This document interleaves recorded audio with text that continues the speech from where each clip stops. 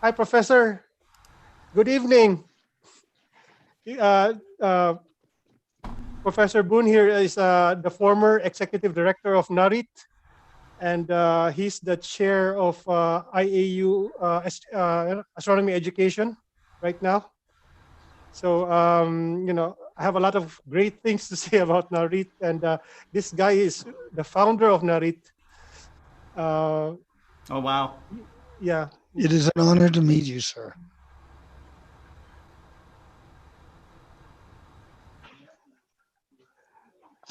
Hi, good evening. Can you hear us?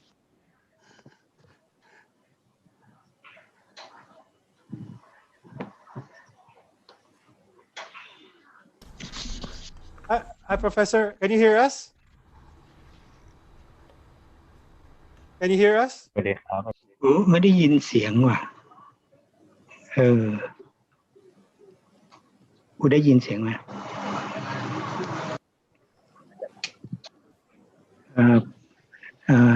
Do you hear me? I hear I you. can hear you. I can hear you very well. Yeah.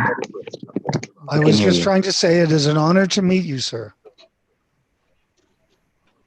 เดี๋ยวนะ Hello. I think it's ได้ยินเสียงผมแต่ผมไม่ได้ยินเสียงจากตรงนี้ว่ะ I don't ที่ think มัน he can เปิด hear วอล us. ลุ่มตรงไหนมันแล้วเนาะ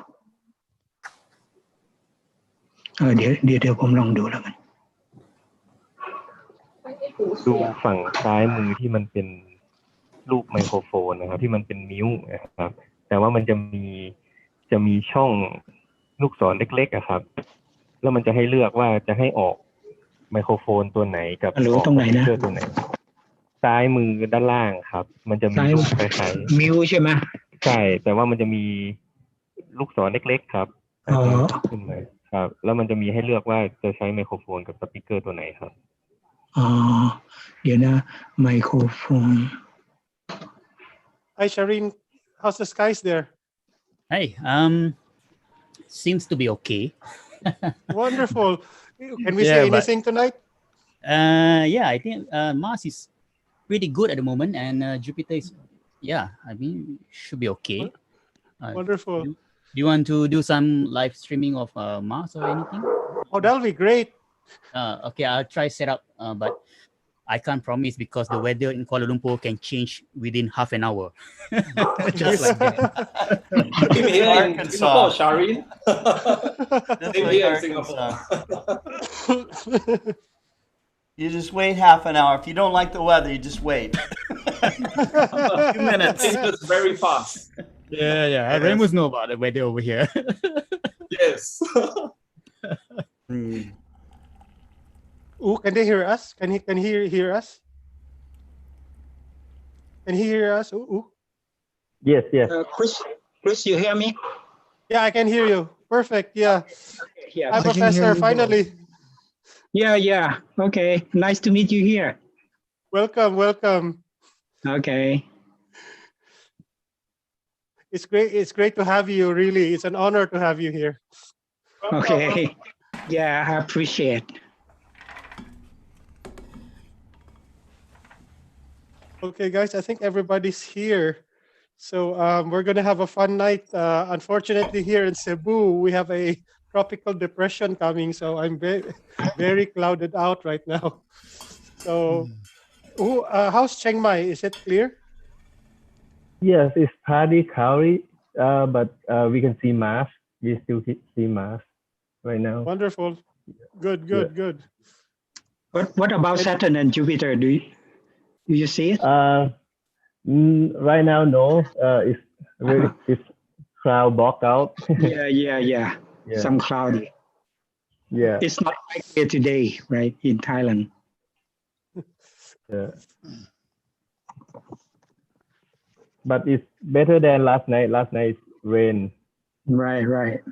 Yeah, today is much better than last night.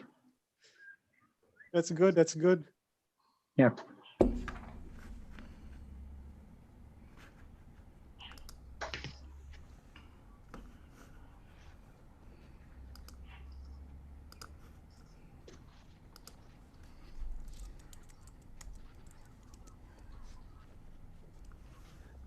So David, how did you feel when you first saw Schumacher-Levy? You were, I think, confused to see such a weird-looking comet.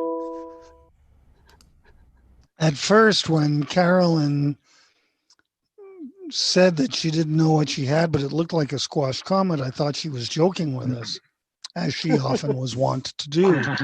But she shook her head. And when I looked through the binocular microscope at the images that I had taken a couple of days earlier, and I saw the two spread out comets with multiple heads and multiple tails and the dust train going through them all, it was absolutely surreal. Absolutely Yeah, I can surreal. imagine. And that was just the start of it.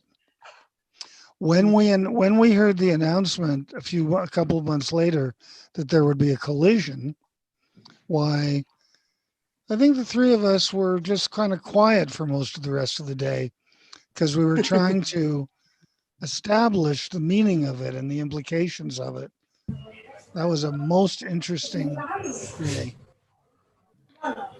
Yeah. That must be exciting because when I heard about it, it was like, wow, it's good to be alive to see this. I couldn't forget that. I remember I set up the telescope in our university and had probably about 1,000 people look through Jupiter looking at the impact remnant. Yeah, it was really fun. That was really incredible. By the way, were you standing in line close at the United States Naval Observatory, a huge line, and as I would get into the line, people would say, "Oh, get in front of me, and I would keep on saying, "No, I'll take my turn. I sort of just looked at the line, and then there was this lady astronomer who was at the time the president's science advisor in Washington, and she said, "David, come here, get in front of me. You're gonna be with me." So I got in line with her. That was Vera Rubin.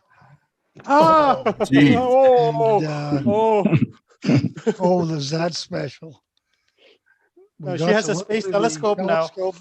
We saw the impact spots using the finder of the telescope. They were so dark that night.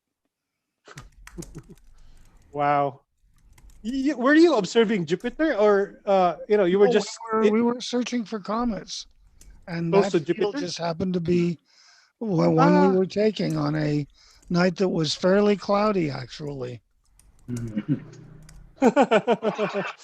Wow. And these were during the times of film, right? No CCDs yet. We were using films. There were CCDs, but we hadn't used them yet. Wow. A colleague of mine started a program here at our Jarnac Observatory using a CCD. And he said he was going to do it all automated. So he was reporting asteroid upon asteroid. The trouble is, one of the asteroids he reported had a tail. And because he did not identify it as a comet, according to the rules, it was not named for him. Instead, it was named for the observatory from which it was discovered. And that observatory is Jarnac Observatory, which is named for my grandfather's country home in Canada. And I can just imagine my grandfather just up in heaven, just dancing a jig, knowing that a comet is going around the sun bearing the name of his beloved cottage. That was really special, I thought. It's my father's father. Oh, okay. It's kind of a fun story. That's really very nice. I remember, I got one of those hyper kits, and I remember you had that cold camera. the where you have you place dry ice on it. Yeah.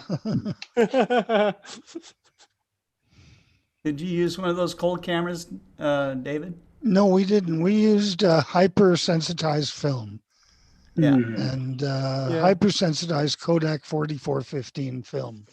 Very fine grain. Wow. Yeah, I remember hypering because I have my own hyper kit downstairs, and the thing is, I cannot get forming gas here in the Philippines, so I use pure hydrogen. And Oh, when my mom found out, she almost killed me. you almost killed you. No, I had a huge tank. I mean, 5-foot tank of pure hydrogen Oh my in gosh. my basement. But the hyper was really very nice. I mean, if you use pure hydrogen, it's incredible. Yeah. But I won't Also do it. very dangerous.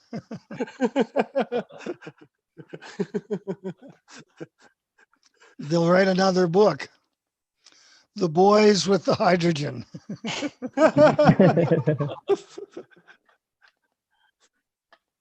Huh?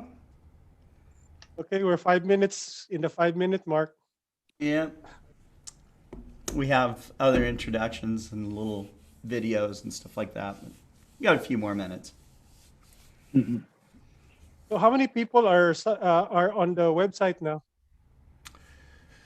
Right now, what do we have? 1, 2, 3, 4, 5, 6, 7, 8, 9, 10, including me. We're waiting for Chuck Allen. Okay. Chuck also says he didn't get the link.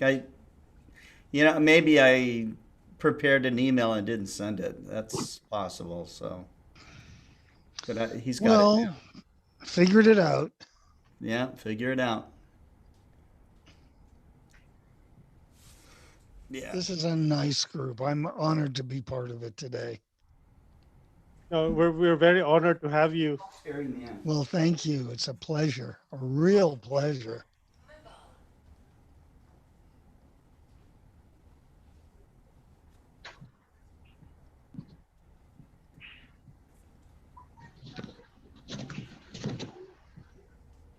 Scotty, when you check your email, you'll see that I sent you a panicky note asking for another link, but then I figured out how to get onto it.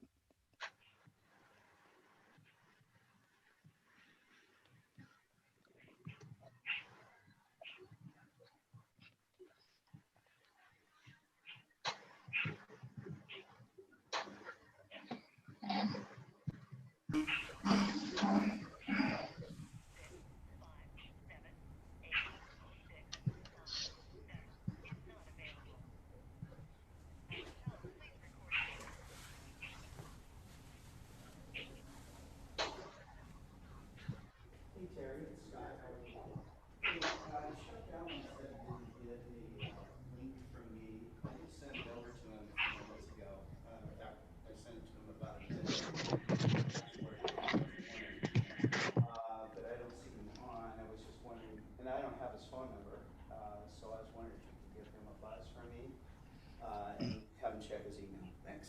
Bye-bye.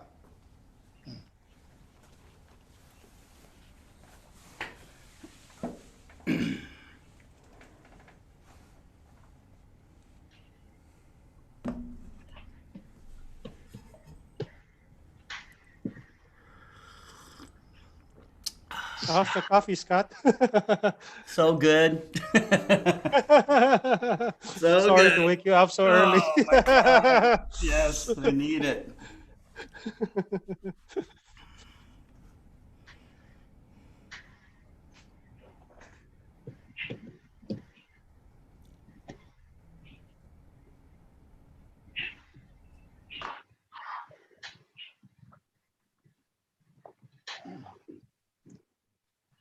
Oh, here he is. Got it.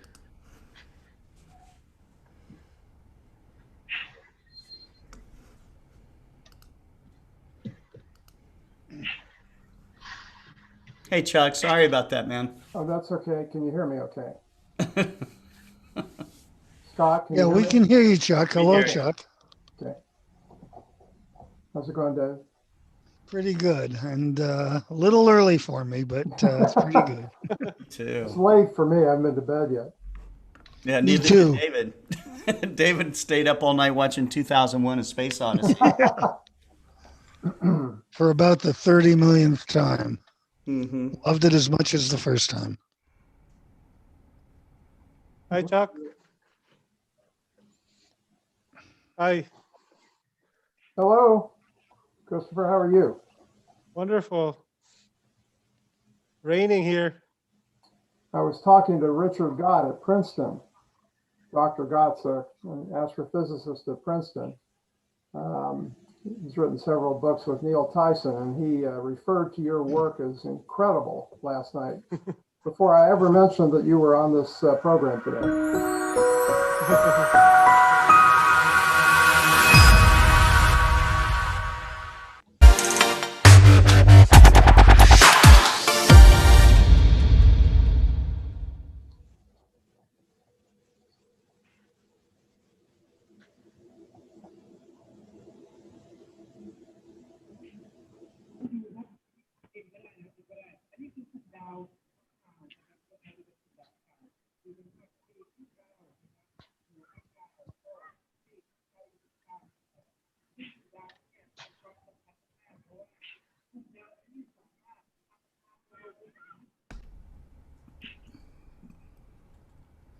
Oh, Scott, can you add me as a co-host? Let me see. Um,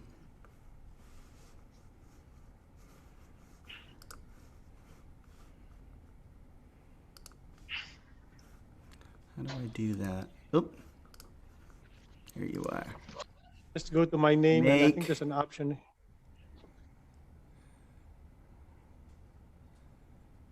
Put in.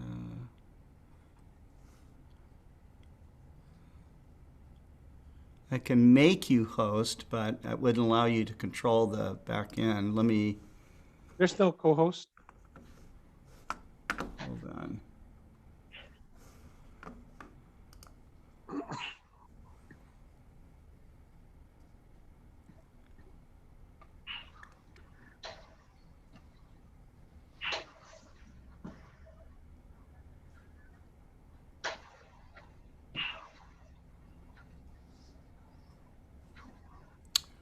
It says make host, but not co-host. Is that the same thing? Make host? There's actually a co-host feature. You have to go to the your Okay. account website. Never mind. We'll just do it. Anyway, you'll be there anyway. I will be here. Okay, good. If I keel over, like unconscious or something, that might be different. So cool to have the National Astronomical Research Institute of Thailand with us. This is great. It feels like a whole country has come to our star party, It certainly does, yes. It does. To me, it looks like the whole world has come to our star party. This time, for sure. Yeah. We have Gary Palmer's going to be in from England, and then a guy named Shailendra Sharma, who's a astrophotographer, is going to join us also towards the end there.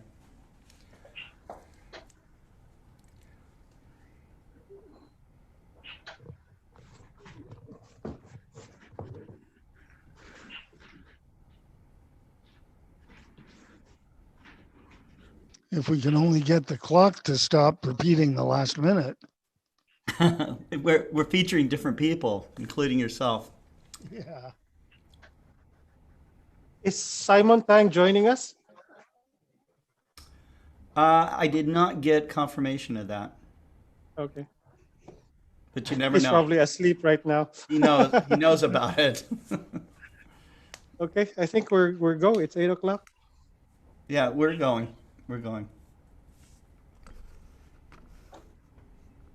Here we go.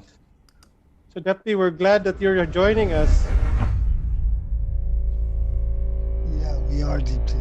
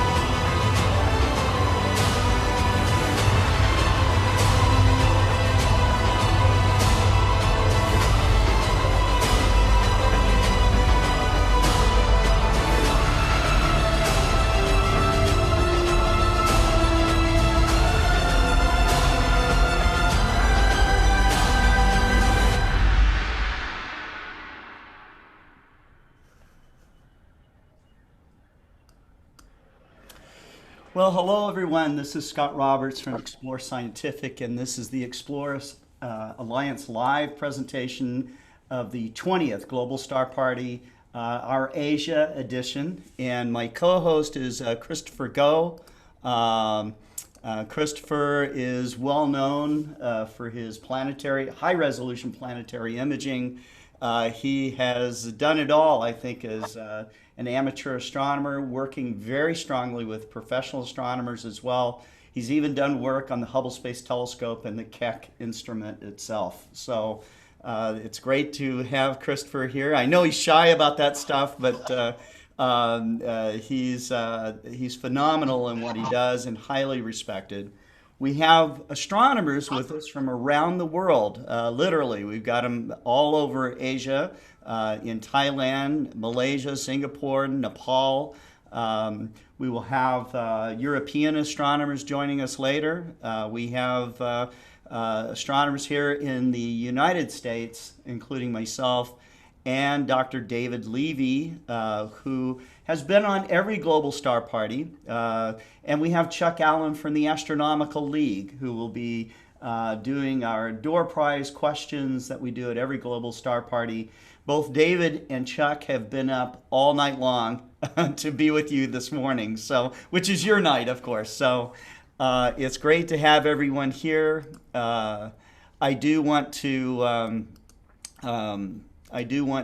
give a little bit of an introduction to my dear friend David Levy. He is someone that has been very passionate about sharing astronomy and exploring the universe all of his life, from the time he was a young boy, going through the struggles of adolescence, and then becoming one of the most amazing comet discoverers of all time.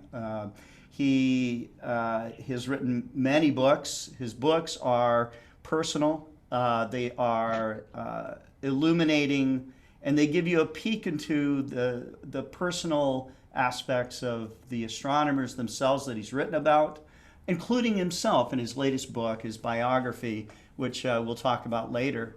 But I want to go ahead and get started with David Levy, who is poetic and always sets the right frame of mind for any star party. And we're so proud to have him here this morning on the 20th edition.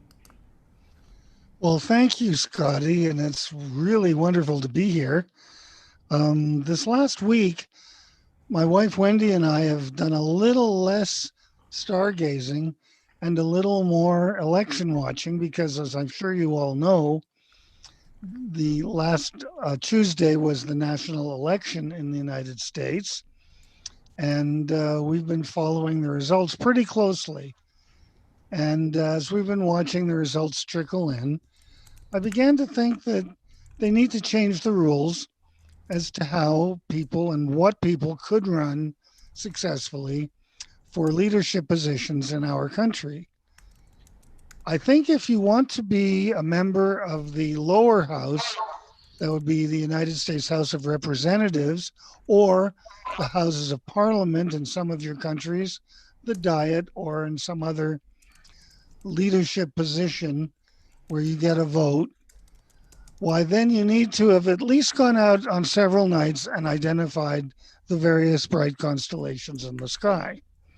If you wish to become a member of the United States Senate, the upper house, or a leadership position, a senior member in Parliament, why then you need to be active either in planetary observing, photography, like Christopher obviously is, or in variable star observing to do that. If, on the other hand, you wish to become president of the United States, the rule should be that you must have discovered at least 2 comets. 1 comet isn't enough because that can be an accident, but 2 means you're really serious about it. And so I made that suggestion, and it got all the seriousness that you all think it deserves. But anyway, it was fun anyway to watch it. What I really like to do, and what I really encourage all of you to do, is to go out and look at the night sky. You don't even need a telescope to do what I love the most. Even though I have a reputation for having discovered comets, my favorite thing actually is to go outside without a telescope, look up and watch meteors, shooting stars. My first one was on July the 4th, 1956. I was 8 years old, saw it at a summer camp. And I've seen the most recent one would be the day before yesterday. It was a Taurid meteor that came down. It wasn't very bright, but it was definitely there. And I'm thinking of the number of people and writers and philosophers who have written about shooting stars over the time. And I have a couple of quotes to share with you on that thing. First is from John Donne, who wrote in the early 1600s, "Go and catch a falling star. Get with child a mandrake root. Tell me where all past years are, or who cleft the devil's foot. Teach me to hear mermaids singing, or to keep off envy's stinging, and find what wind serves to advance an honest mind," looking up at the night sky. The second quote is from America's third president, Thomas Jefferson. I remember John Kennedy once holding a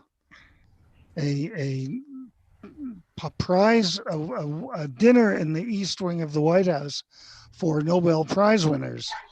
And he announced at that dinner that this is the largest concentration of raw intelligence and creativity ever to assemble in this room. And then he looks down the floor and he smiles and said, "With the possible exception of when Thomas Jefferson dined alone." Most of what he said made a lot of sense. I'm quoting one thing that didn't. He said, "I would more easily believe that two Yankee professors would lie than that stars would fall from heaven." And the third quote, also relating back to John Donne, but a lot further on in history, is from Perry Como, 1957. "Catch a falling star and put it in your pocket. Save it for a rainy day. Catch a falling star and put it in your pocket. Never let it fade away. For love may come and touch you on the shoulder one starless night." And it is unfortunately a starless night outside right now. It is cloudy, but the stars are up there above the clouds. Mars is still up there. Venus is probably risen by now. And it's a beautiful, beautiful night. There will be other killers. And I invite you all to go outside and enjoy the night sky. The most important thing of all is wherever you're living on this planet, half of your environment is above you. It's the night sky, and it's meant to be enjoyed. So please enjoy it. Thank you, and back to you, Scotty. Thank you very much, David. That's great. That's wonderful. I love hearing David Levy sing. He does often on our global star parties. It's wonderful. My next person I'd like to introduce here would be Christopher Go. Christopher, as I mentioned, is one of the great planetary astrophotographers of the world. I always look forward to seeing one of his images of if it's Saturn or Jupiter or, Mars. He never fails to stun everyone in the amazing detail he's able to capture. The first time I saw high-resolution planetary astrophotography was with Dr. Donald Parker, which I know that Christopher was good friends with him, and and I was looking at some of Don's images from the 1990s.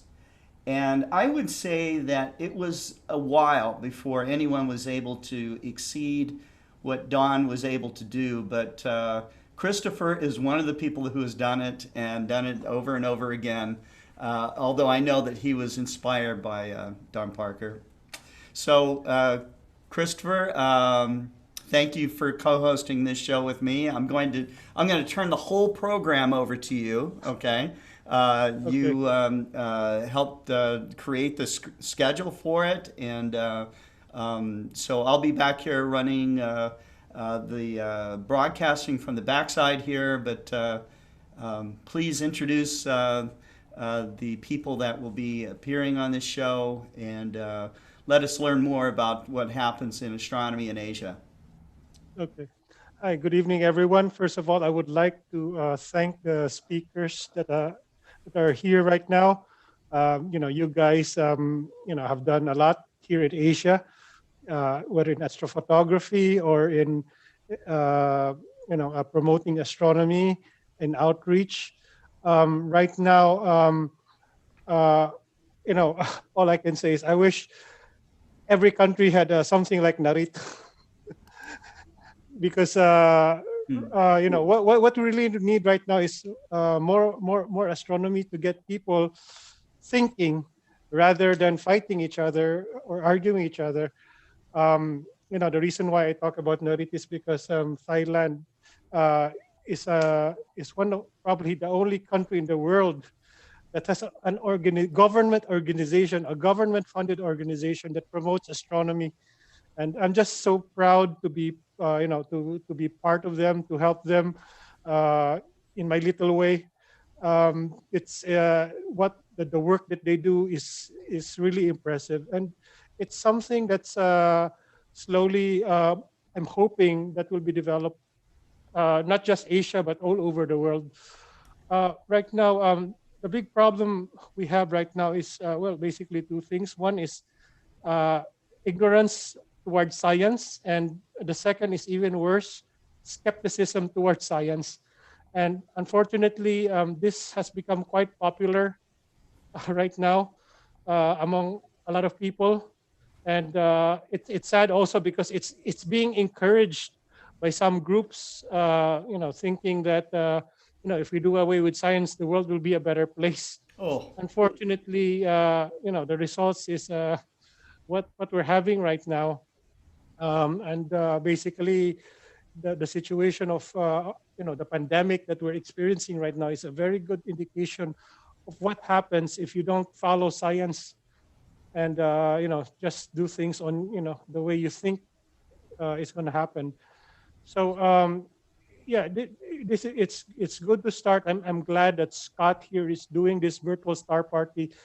And probably, this pandemic might have its upsides in getting people together. And because nobody ever has done something like this before, or would think of doing something like this before.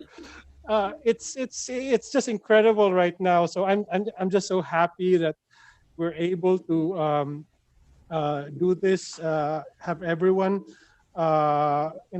making the world a smaller place using astronomy. yes, that's right, Christopher. That was very well said. That's excellent. So how would you like to get started?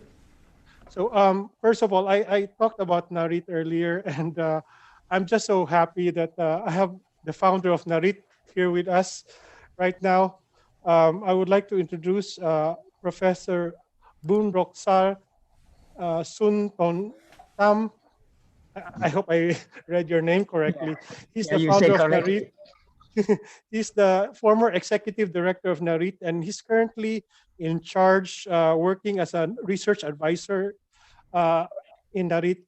Now, I'd like to talk a little about Narit. Narit is the National Astronomical Research Institute of Thailand. And as I said earlier, it's an organization in Thailand that basically promotes astronomy. I think a professor here will talk more about it. And finally, Professor Bundoksar is the Vice President of the IAU Commission for Astronomy Education and Development, and he's currently the chair of the Southeast Asia Astronomy Network, or SIAN. Okay, good evening, Doctor. The ball's on your court. Okay, thanks, Chris, and good evening from Thailand. I am Bunraksa Suntontam, you say correctly my name. Yeah, I'm currently the executive advisor of NARIT, already retired as a former executive director of NARIT. Today, I'm speaking on behalf of Dr. Soran, current NARIT executive director. He wants to apologize for his absence today, as he has to receive delegations from Thailand Science Research and Innovation Office. So today he is quite busy.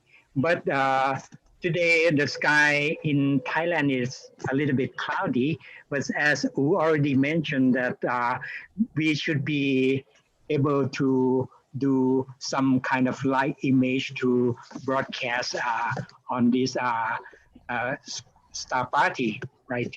So I feel very honored to join the, is that 19 Global Star Party? This is my first time to join that. Yeah, right. So the GSP 19, right? So I would like to congratulations that the GSP 19 have been organized consecutively until now, even during the hard time of the COVID-19 pandemic. But we still find some opportunity to meet together and manage to organize activities in our new normal way to achieve the schedule as planned. So let me give some introduction or some information about NARIT. NARIT is a short word for National Astronomical Research Institute of Thailand. This organization is a public organization. This means we work on the mission of the government, but the government still support funding to us annually. So NARIT has established for over 10 years, since 2009. So we are very lucky to have the opportunity to develop astronomy in Thailand and in the Southeast Asia by the support of the Thai government and many collaboration.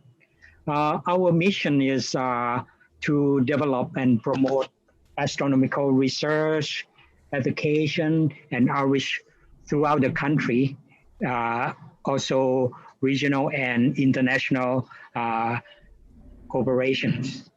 So during the past 10 years, our main task is to promote human resources in astronomy and related science through many activities like organizing school, trainings, workshop, or send many young people from Thailand to do further higher education in astronomy in other countries.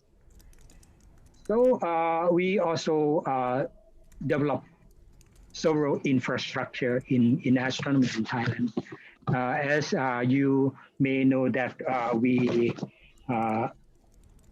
established the Thai National Observatory. So we have the 2.4 meter refracting telescope on the highest mountain in Thailand, in Chiang Mai, Doi Suthep. Now, this year we just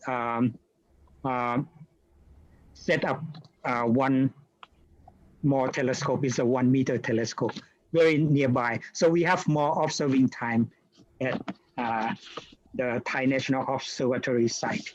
So we also prepare several kind of detectors, such as CCD cameras, spectrograph.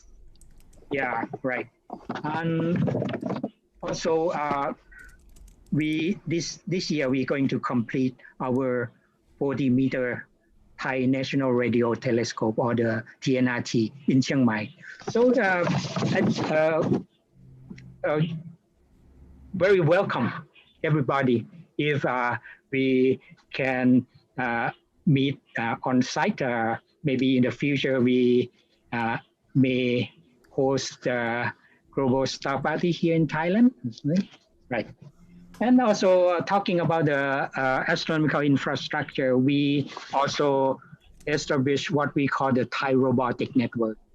You may already know that we put a 0.7 meter telescope and CCD camera, in many sites in many countries. We have now 4 sites. The first one in Chile, the second one in China, the third one in United States, and the fourth one in Australia. So now we are able to do the observation nearly 24 hours. Yeah, in the Wow. north and in the southern sky. Wow. And also the 4 regional observatory for the publics in 4 provinces in Thailand for disseminating astronomy throughout the country. Here we have the headquarters called Princess Silintorn Astro Park, where we're going to do the live image today. So at Princess Silintorn Astro Park, we prepare several astronomical facilities for the public. I'm not quite sure whether, Chris, you have visited Princess Silintorn Astro Park? Not yet, not yet. Hopefully next year. You're very welcome as soon as you can travel. Right. Yeah. Okay, so we prepared a planetarium. We have about 160 seats for the audience. So tonight we also organize the public nights. So we let the publics to access to our 0.7 meter refracting telescope at Princess Silintorn Astro Park. And we also open the planetarium for the planetarium show. So this is very interesting. Now I heard that there are many visitors come to visit Princess Silintorn Astro Park. And now it also organized several astrophotography sessions in astronomy, in the teacher training, in student astronomy camp, and we also have the astrophotography session for the amateur or the professional photographers also, right? And once a year we organize what they call the astrophotography marathon. Yeah, so they took the astrophotography from the evening to the morning.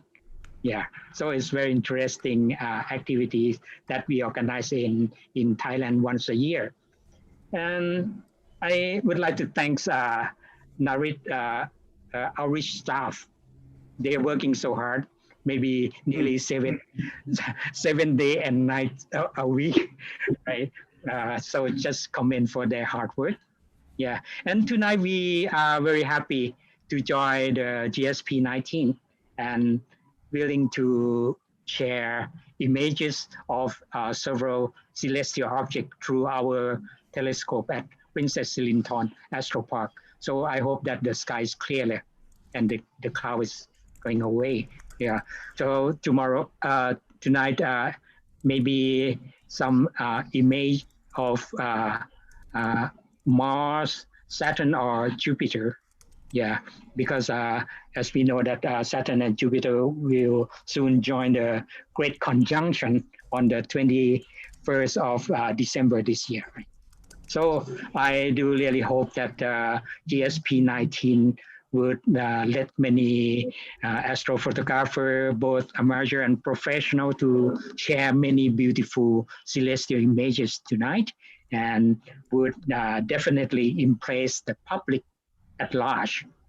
I hope that this event would bring a crucial impact on the inspiration to the public, especially the young people across the globe.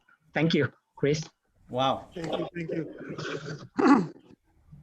About the Great Conjunction, I like to remind everybody that this year there's going to be an incredible conjunction between Jupiter and Saturn. On December 21, if you look at Jupiter and Saturn with just one star, it's so close to each other. I think this is going to be the closest in, I don't know how many hundreds of centuries, hundreds of centuries. Yeah. In fact, it can be seen, it'll at closest, it will be 60 arc seconds. I think, no, 60 arc minutes away. 60 arc minutes away from each other. 6 minutes. 6 minutes away from each other. So that's very, very rare. So hopefully, Scott, maybe we'll have a global star party for that. I already have one planned. You're very welcome to be part of it. So everyone here can be part of this star party. Yes. Okay, Maybe I'll run it 24 hours. And just stay awake. So thank you so much, Professor Bun Roksar. I've been through NARIT for many years. In fact, once or twice a year sometimes, and it's really incredible to have such a facility available. And hopefully we'll get activities there. Yeah. You Scott, are very one of these welcome. days, Scott, Thailand, spicy food. Spicy food. Yes.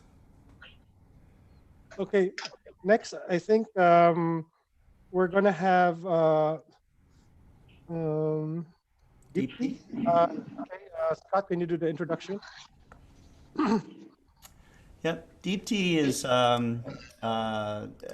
came to me as a friend on Facebook, and I immediately noticed how interested she was in astronomy. And so I took a quick look at her Facebook page and decided to reach out to her because I'm always interested in having young people get started in astronomy and to get started with our community. Because we have a wonderful community of people all over the world that are willing to help and encourage people to learn more about science, learn more about astronomy, especially those who will organize programs and events on their own to help other people learn. And Deepti is one of these people. She has started her own astronomy club in her high school, and already many of her members have reached out to me. One day we will have a special Nepal star party, event. And the Deepti has already done several talks for us on the global star parties, and we're really happy to have her on today. She's going to be talking about how astronomy affects youth in Nepal and the good, good aspects of this. Deepti, thank you very much for coming on. First of all, thanks to invite me here. And I'm Deepti Gautam, the 16 years high school student from Nepal. And I'm interested in astronomy since age of 9. And I have one addiction, that is of the astronomy. And that is of the space, and that night sky, and the Jupiter is my favorite, personally. Yeah, I have prepared some of this presentation here.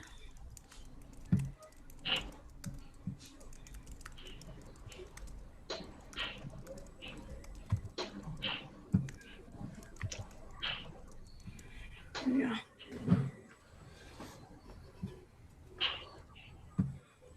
Yeah, as I already said, I have the interest in astronomy since my age of the 9. So astronomy has been the one of the addiction for me. I love the exploring. I love to get more knowledge about the astronomy. So I just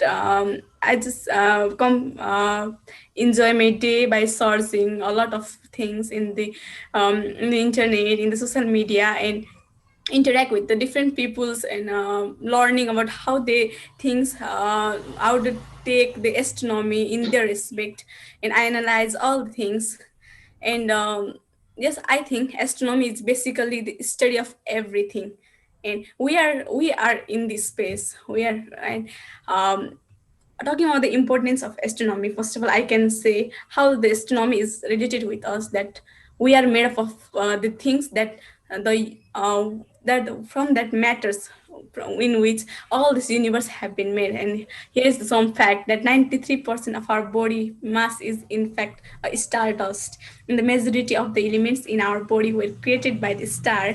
And it was proved by the planetary scientists there, and stardust explored as King explained is totally 100% in that nearly all the elements in the human body we are made in star, and many have come through several supernova. So it can directly astronomy, it can show that how the astronomy is directly linked with the human beings and directly linked with the human existence and other existence in this earth or in this space, in this universe. On talking about this, how the astronomy helps to the youth.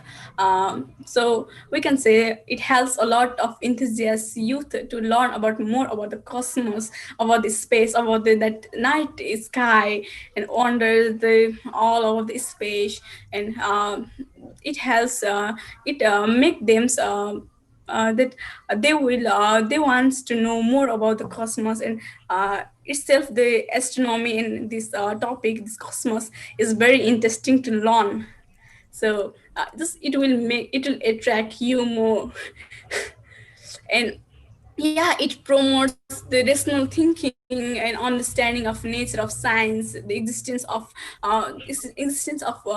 we human beings, and existence of life in the earth. And astronomy education has made the youth more engaging and creative too. And I have the astronomy club that I have organized the one astronomy club along with my friend.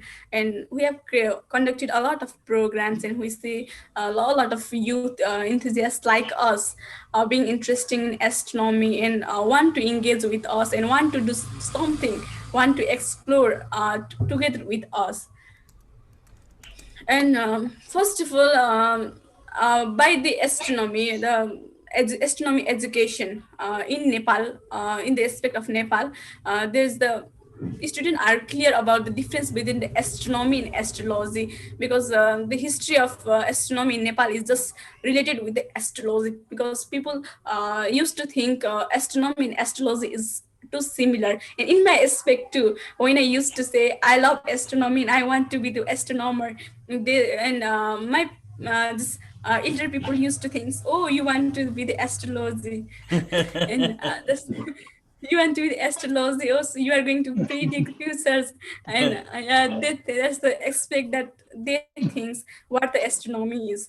But it is just different things. And I just explain them it is a different. I didn't want to be astrology, but I want to be astronomer. And it has take the progressive change in their youth knowledge and understanding personality as well as their social life.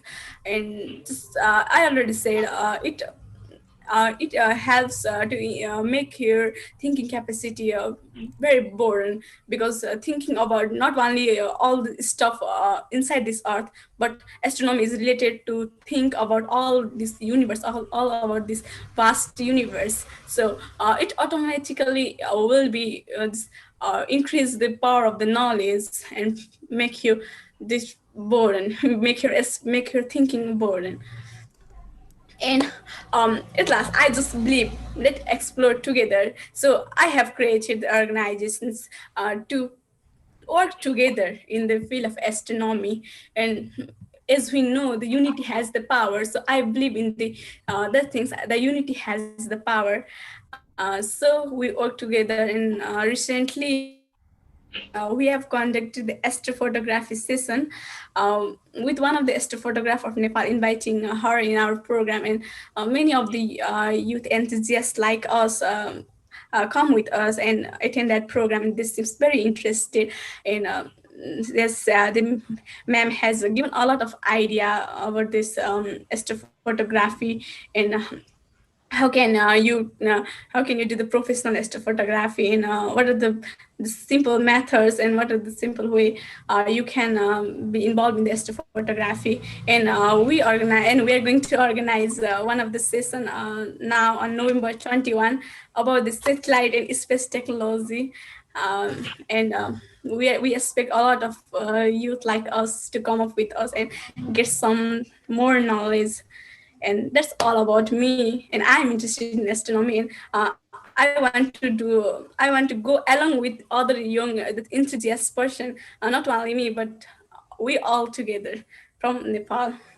And I want to reach out to the space very soon. So we're going with step by step.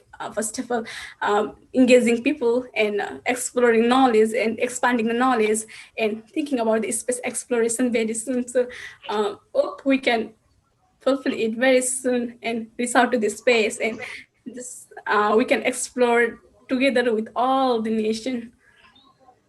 Thank That you. is wonderful. That is wonderful, Deepti. Very inspiring. Thank you. Thank you. Yeah, many people are writing very nice things about you in the chat. So it's wonderful. Thank you for joining us again for the Global Star Party. It's great to have you, DT. Thank you. Yeah. Next, I think I think we're gonna have you first because Shireen is trying to look for Saturn. Before we go on a break, Okay. let's have Sure. a star party. So we're gonna see Mars. Ooh, can you share your screen? It's dark. Yeah. Wow. Okay. It's quite a bit of detail. Yeah. Yeah. I think Yeah. this is Solis Lacus, if I'm not mistaken, and Mari Cimerom. Oh, you're having clouds now. Yes. So are you using a 0.7 meter telescope? Yes. Right now I'm using CDK 700 and I use CWO 290 to capture the Mars. Yeah. Okay, it's very nice. Ooh, Yes. why don't you do this? Can you set the exposure time to about 5? 5. And yeah, okay. All right. And, you just no, just click more. There's more there in fire capture. More, Yeah. more. Just click it, and there's auto histogram. Just go Auto down. Oh, there, This auto one. check that. Yeah, check that, and the value of 92. 92. Okay, that's perfect. Okay, that should be okay. So it'll Okay. keep. Very nice. Okay, here's a nice image of Mars. It's not color. It's using an IR filter because of the. Oh, okay. Don't worry if it's auto histogram. Did you check auto histogram? Okay, it'll adjust the gain automatically. So if you look Okay. at Mars right now, you can see the polar caps, the southern Oh, polar yeah. cap below, and it's not very clear, probably because of the clouds. You can see Solis Lacus, which is the what is known as the eye of Mars. Above that, if seeing where conditions were better, you could see the Valles Marinaris and also Olympus Mons on the upper left side of Mars. But right now, I don't think. Yeah, Upper left. upper left. Yeah. So, but right now it's. I think you probably need to do some more processing. But overall, you can see Mare Cimerum on the left side. You see that dark bar close to the equator. The dark bar. Okay, that's Mare Cimerium, and yeah, the southern polar cap, which is right now shrinking. It's getting smaller and smaller right now. So yeah, it's great to have Mars to see.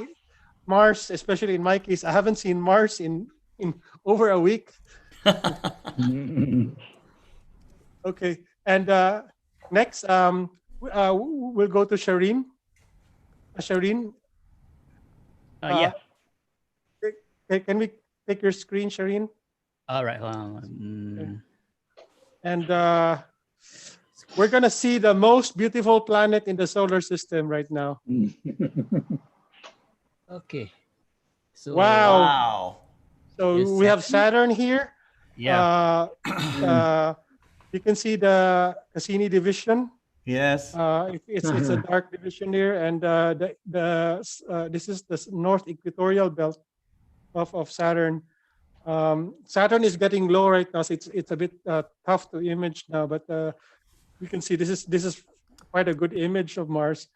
Yeah, It's good to see. Sorry, Saturn. For those of you who are here, Saturn's rings are made of ice water. It's I think 99%, 99.9% ice water. Saturn is a gas planet like Jupiter, and yeah, it's really very beautiful. If you look through the telescope of Saturn, for those of you who have seen Saturn through a telescope, it's really awesome. The first time I saw Saturn on a telescope, you get hooked. It's like, is it really real? We've seen pictures of Saturn, but seeing the real thing on a telescope is really very incredible. That's true. That will change your life. It'll change your life. I have to say, Chris, this is the best live image of Saturn that I've seen on any of our global star parties. We've had many attempt to do live imaging of Saturn, but the seeing is very, very good, and lots of detail here. Yeah, Shireen is in a very good location. He's in very close to the equator. And, where's Shireen in which country? Kuala Lumpur, Malaysia. Yeah. Malaysia. Okay. Wow. Shireen, can we point to Jupiter? Is it possible? Okay. Or is it? Okay. Give me a few minutes. Okay. Now, super. It's always nice to see the real thing on a star party. Yes. Anyway, while he's trying to point to Jupiter, I'll discuss a few incredible things. The Juno mission made a lot of new discoveries of Jupiter. In fact, the recent discoveries of Juno are so great that it threw away everything that we understood about Jupiter. Like example, we used to believe that Jupiter had that was Jupiter. What happened? It ran away. Jupiter had a solid rocky core. The recent findings of Jupiter is that Jupiter may have a partially dissolved core. So it has a non-homogeneous core, which is surprising. And one of the incredible things that we're finding out about Jupiter is its magnetic field. The Jupiter magnetic field, it's not behaving like a planet, but it's behaving, the magnetic field is not directly on the poles, it's offset. And one thing crazy about Jupiter is that it has an equatorial magnetic field. So it seems like Jupiter is behaving a little like the sun than a planet. Astronomers now believe that this magnetic field is generated by the metallic hydrogen mantle of Jupiter. So we're going to discover more new things about Jupiter as Juno studies more about Jupiter.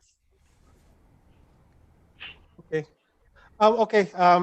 By the way, as Shireen is looking for Jupiter, let's go to Chuck Allen. I think Chuck is a bit ready to go to sleep now. No. Okay, Chuck. Okay, thank you, Christopher. First of all, staying up all night's good tune-up. Observing time's coming up in the next few weeks, so I need to be able to stay up late. I want to thank everyone for being here tonight. And it's really a pleasure to join all of our friends in Asia. This is a real thrill for me, and it's a great opportunity for all of us, I think. I'd like to say I need to share a screen here. Do I have that ability yet? Not yet.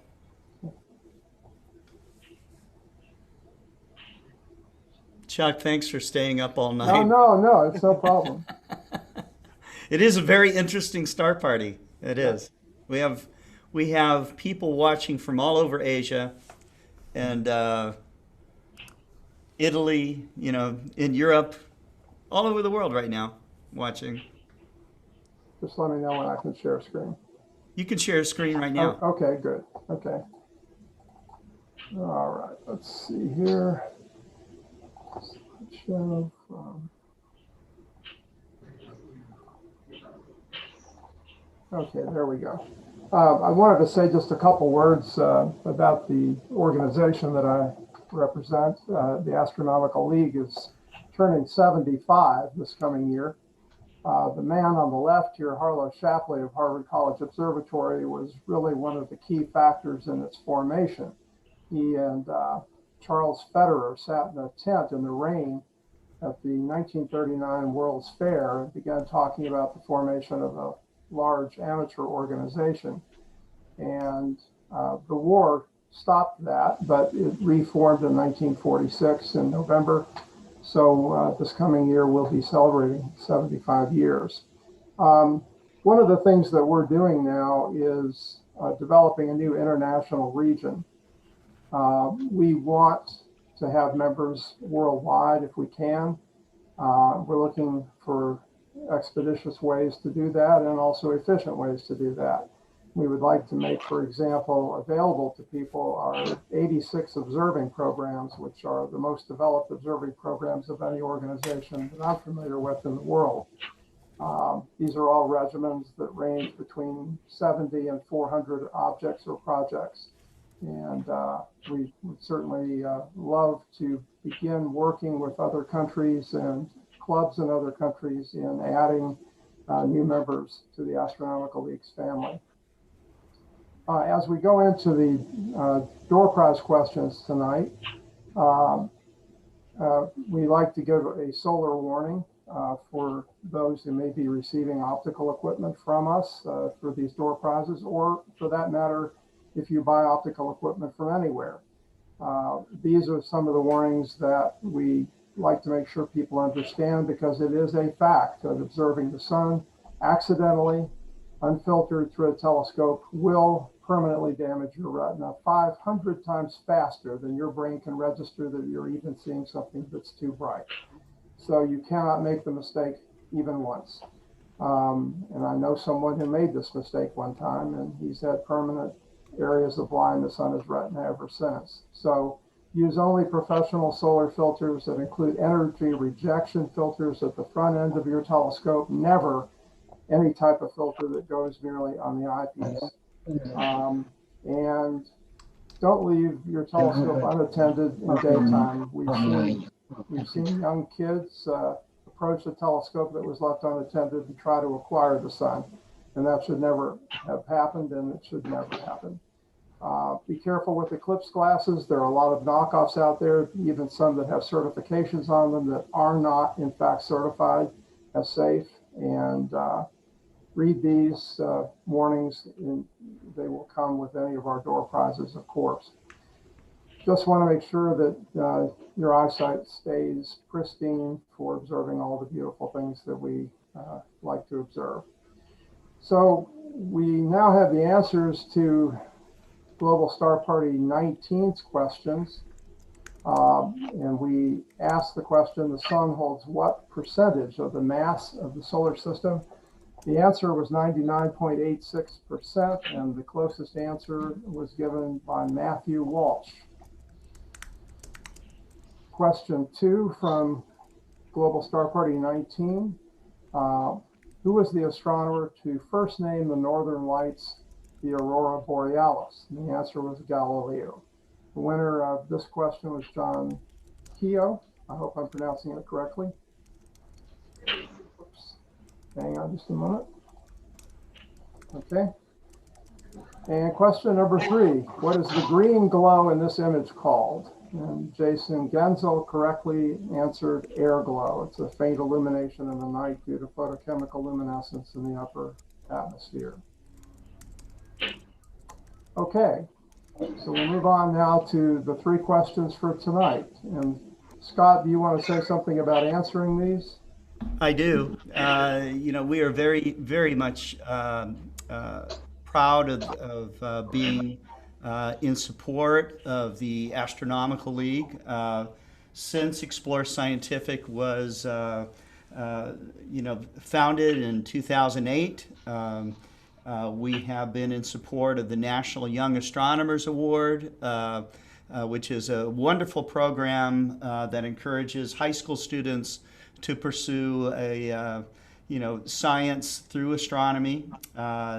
It's an incredible program that was actually founded by Chuck Allen and Bob Gent, I believe, at the Astronomical League. At that time, they got it off the ground. The alumni of the National Young Astronomers Award have gone on to do great things. Being involved in various sciences, including, some of them becoming physicians. I'm sure some of them have gone on to do aerospace industry work. I don't know all the great stories of it, but I know that it has been a very successful program. We have also been the underwriter of the Leslie Peltier Award. These are just two of the awards, of the many awards that the Astronomical League gives out each year. The latest program that we are underwriting is the Astronomical League's Astrophotography Award. That will be an annual type of event. We're still formalizing the details of that, but it's an exciting program, and we're very, very happy to be part of it. As Chuck mentioned, the Astronomical League is going globally.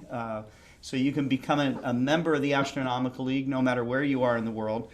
But you'll be joining nearly 20,000 other members that call the Astronomical League, their program. And within the league, they sign up for so many of the observing programs that they have. I can't remember how many that you have. I think it's over 50, maybe 80 programs, something like that. 86 currently. 86 programs, and if you can complete all 86 observing programs, there is the Master Observer program as well, or the Master Observer recognition. So it's fantastic. We're very pleased to see the Astronomical League reach its 75th anniversary. But I can tell you that the Astronomical League is just getting started, and so I'm looking forward to the years to come. Chuck, thanks very much for coming on this program and being representing the Astronomical League as our door prize sponsor. Well, and thank you, Scott, for everything you've done for us over the years. This National Young Astronomer Award is in its 30th year almost because of your help, and so thank you so much. Did you want to say anything about how to answer these questions? Sure. I have already been writing in chat. The way that you will answer these questions is by emailing your answer to explorealliance@explorescientific.com. You can see that I've written that email address in the chat that's going as we simulcast out to Facebook, YouTube, Twitter, and Twitch. Okay. You will send in your answers because the different channels that we simulcast to, some of these channels actually broadcast a few seconds earlier than other channels. The way that we're doing this to make it fair, all the people that answer the questions correctly will be at random selected to select a winner out of that group of submissions. So again, you'll send in your answers to explorealliance@explorescientific.com, and you will be awarded one of the prizes from our door prize partners, which include Explore Scientific, the Mark Slade Remote Observatory, Gary Palmer Astronomy, and the Vacuum of Space that makes gifts, astronomical gifts. So we're real excited to have this door prize program. as part of the Global Star Party. And no matter where you are in the world, we'll get your door prize to you if you're the winner. So good luck. Thanks, Scott. And let's go to question number 1 then. And it is, on what world can you find the tallest known cliff, 20 kilometers high? The tallest known cliff in the solar system. 20 kilometers. Wow. I will tell you that if you jump off of this cliff, it would take you over 12 minutes to land, but you would not enjoy the landing. Okay? Okay. Great question. Question number 2. And let me emphasize on question number 1. We want to know the world on which this cliff exists, not the one near it. Okay, here we go. 1 second here. William Herschel's great 40-foot telescope was the largest telescope in the world for 50 years. What was its aperture?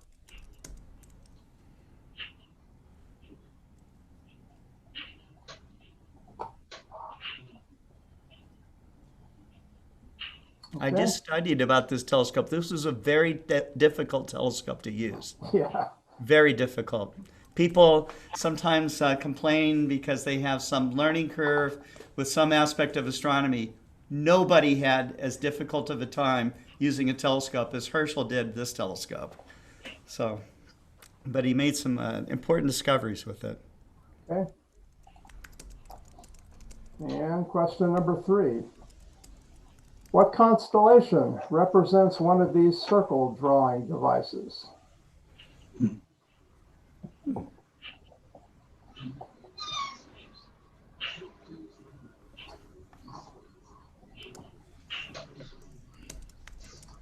Yeah, Scott, that'll do it for tonight. Thank you again. Let me thank you very much. share my screen. There we go. Okay, we're gonna go to Shireen now to see Jupiter. All right. Okay, here you are. Oops. This is Jupiter. Yeah, the great red spot. Yeah. Oh my God, look at Wow. Wow, look at that. That's incredible. Wow. Seeing so good. It is very good. It is very good. Look at all the detail on the belts, the great red spot.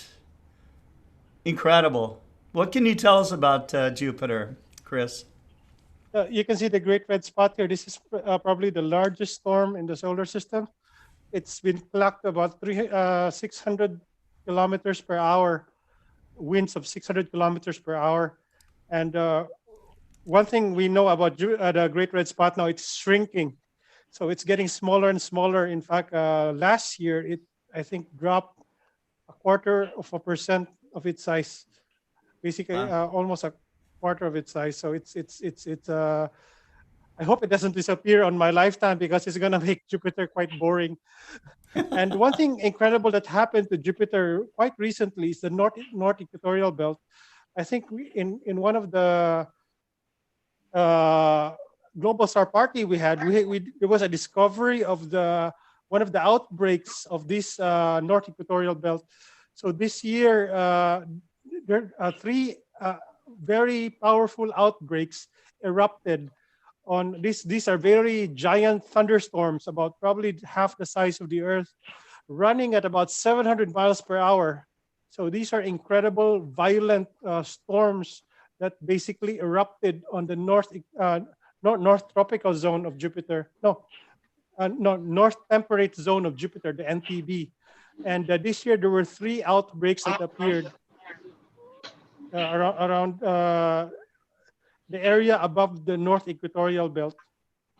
But looking at this image, this is really incredible. You see so many details in this image. In fact, the seeing goes in and out. And Shireen, are you capturing anything right now? This is a very good image. Yeah, I don't know. It's a bit of a dilemma at the moment. You can actually do an ROI and you need to capture some images. But really, you can see the halo of the Great Red Spot. It's quite distinct. Yeah, and it's and great. and this year it's you'll notice that the South Equatorial Belt, it's basically the belt that surrounds the Great Red Spot. It's very pale right now, and in fact, most of the South Equatorial Belt has lost its color this year. So yeah, this is it's really nice to see Jupiter. It's awesome. It's awesome. Yeah. Again, these are the best images, planetary images I've ever seen on any of the global star parties. And this is our 20th one. So it's fantastic. Fantastic. I'm so happy to see images like this. And Okay, it's so- incredible because my observatory is on the roof, and On the roof. now it's about 32 degrees Yeah. on the west. Yeah, it's a bit low, but somehow the seeing tonight is so much it's so good. Yeah, Yeah. actually, this is I can't believe that it's 32 degrees because yes, this quality of data usually it's 60 degrees and above.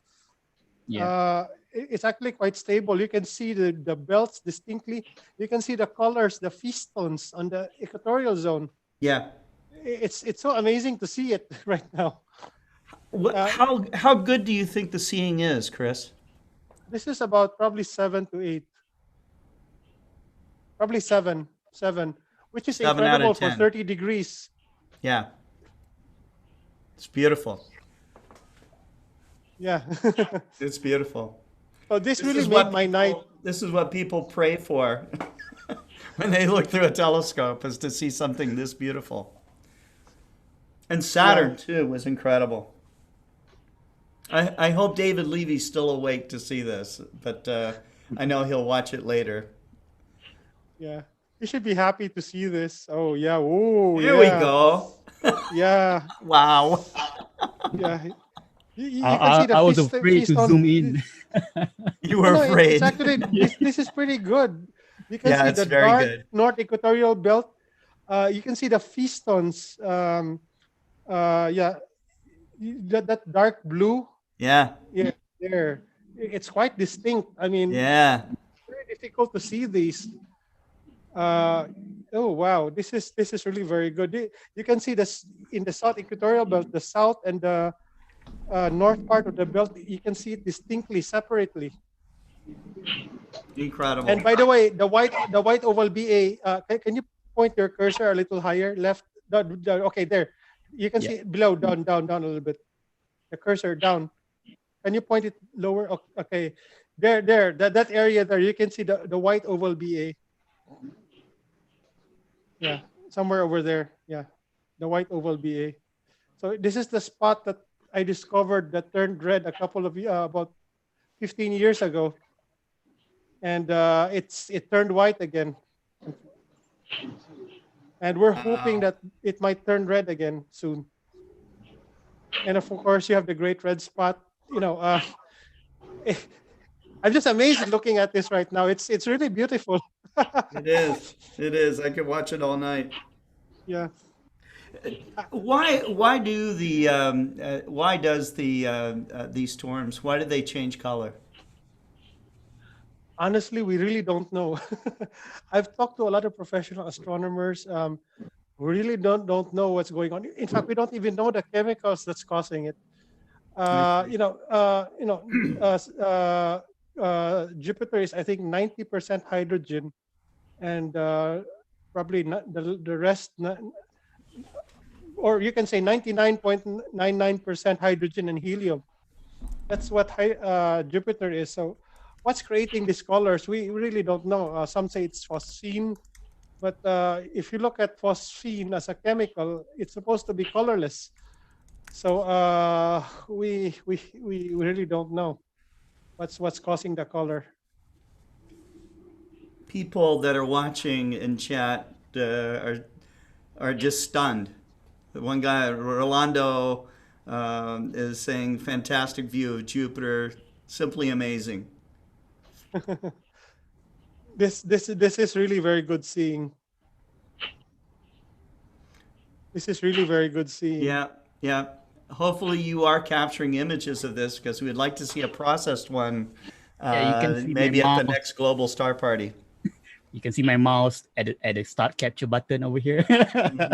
Shireen, can you do an ROI?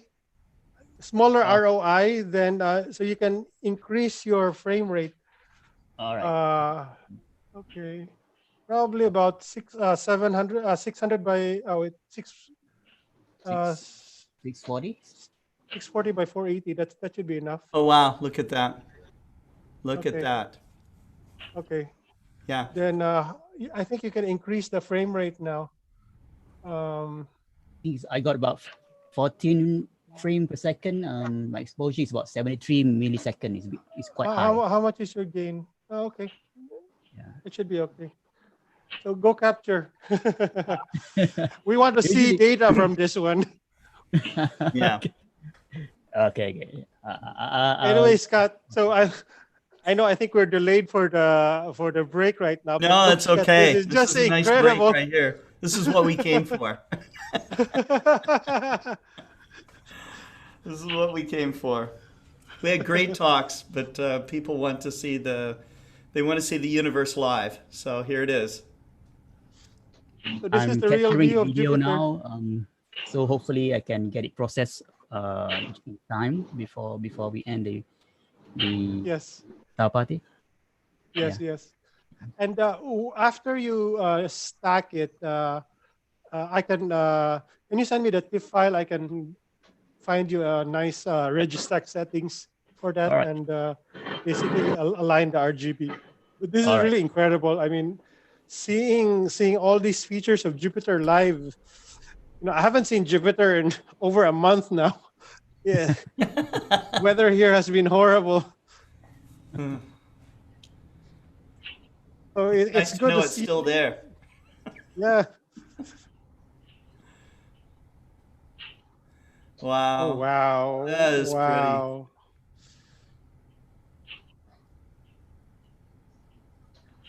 That's beautiful. Wow. What telescope is this, Shireen? Sorry? What telescope are you using?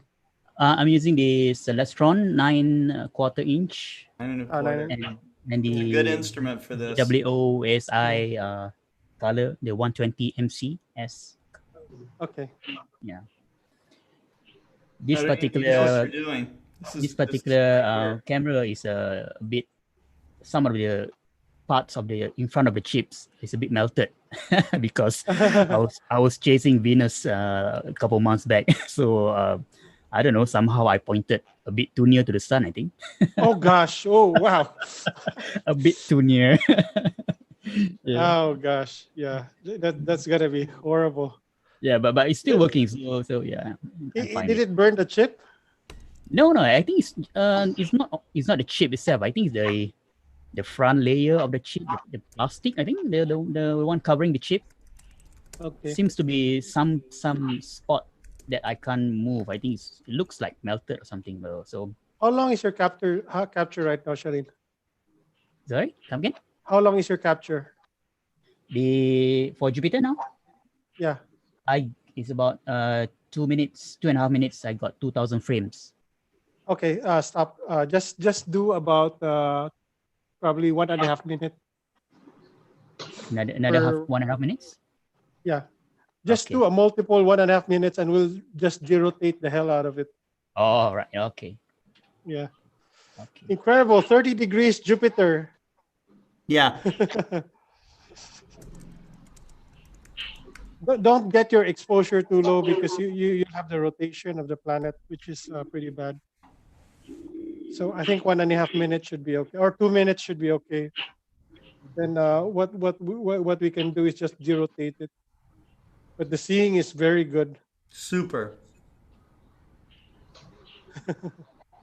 What about the gain? Because I'm using 81% at the moment. Shall I push it up? Keep it down?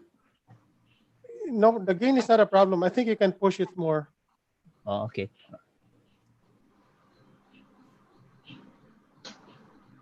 More. Probably 95. Oh, okay. Should be okay. You should use fire capture next time.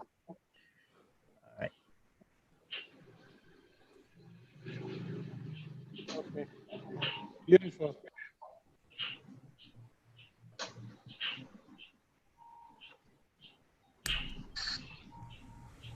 I was hoping to get some asteroid or something crash on Jupiter on video.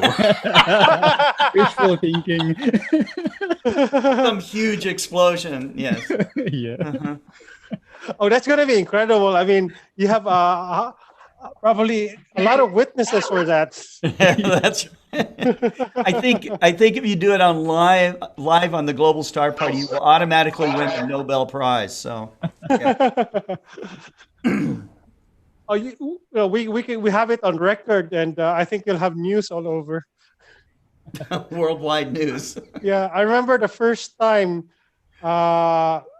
Anthony and I imaged that impact on Jupiter. I Yeah. had Katie Couric calling over. Can you imagine that? Awesome. Wow. Look at the detail inside the Great Red Spot when it. Yes, you can Snaps see a in. little the dark Yeah, dark that. center, the dark core. Mm-hmm. It looks like there's kind of a dark eyebrow above it, you know. Yeah, A little also bit. yeah. Now, something interesting about Jupiter that's going on right now, that dark eyebrow that you talked about. Yeah. There's actually small ovals that are going through the halo of the Great Red Spot, and it seems to be that these ovals are causing the Great Red Spot to quote unquote flake. And as these small spots pass through it shrinks the Great Red Spot.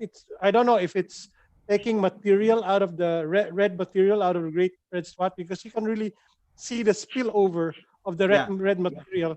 I think after the processing, we will be able to see some of the details on that. I think so. Yeah. Wow. So, are there many astronomers in Malaysia? Is it very popular amateur Yeah, astronomy? we got quite a big group of amateurs here in Malaysia for the past maybe about 10, 15 years back. So Mm-hmm. ever since that, we sent the first Malaysian astronaut. Yeah.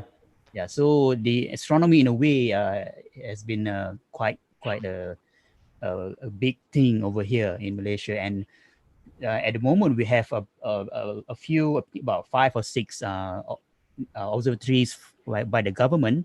Yeah. And we have, I think, a lot of personal observatories, home observatories all over Malaysia. So it's going up, and it's very interesting, despite having a weather like, I mean, yeah, you can understand the weather in in Southeast Asia. It can quickly change within half an hour, just like that. So Oh yeah. it's incredible. We can find a lot of very patient astronomers over here. Yeah. Sharon, thank you so much, man. Yeah. Incredible. Okay. So are we gonna have a 10-minute break? Yeah, let's take a 10-minute break, and people can get a refreshment or do whatever they have to do for 10 minutes. We'll be back, okay? Okay. So, So you'll be coming up next. Okay. Can we see the people outside? Right now they do stargazing, so they turn off all the lights. So maybe I Okay. will talk more about our outreach program in Narit. Okay. yeah, Okay. maybe perfect. bring someone in to ask them some questions with you or something. That would be cool. Yeah, very Yeah. cool. Great. Okay, so we'll take a 10-minute break. Chris, our microphones will still be hot. Okay, so Okay. so if we have some informal conversation, that's great. Okay, here we go. Okay. So how many people are there, U? I think more than 50 people. Okay. Yeah, but And how's the skies there? the sky is right now is very cloudy, but last Saturday people came like more than 700 people to Oh, Astro wow. Park. Yeah.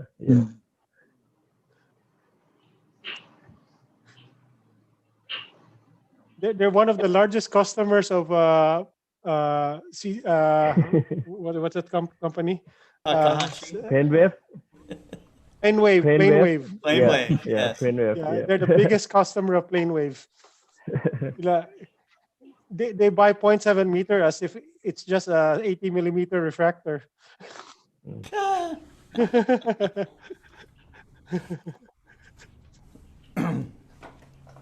So it's incredible. How's the weather in Oman, Rodion? Well, it's always clear here for the past few months now, since we're in the middle of the desert. So, but I live in Muscat, which is the capital. So the light pollution is really like the level is quite high. So you really have to go out of town in order to find a good dark spot. Oh, yeah.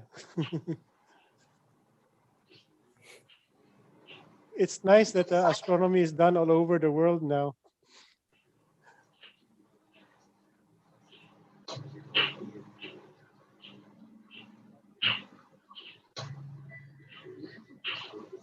Christopher, Yes. Yes. Shall I stack 100% of all the frames, or shall I just choose the best? I would say with that seeing, I would stack about 60 to probably 60%, 60 to 70%. For each video? For each video. How many videos did you capture? At the moment, I got I think about 5. Yeah, I got 5. 5.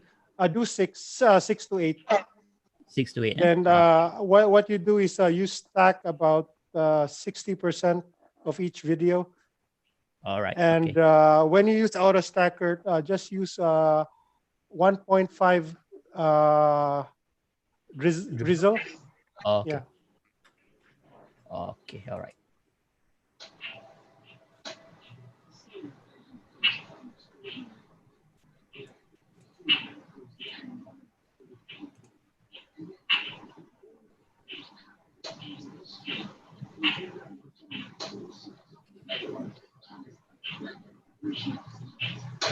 Oh, the data is really very nice.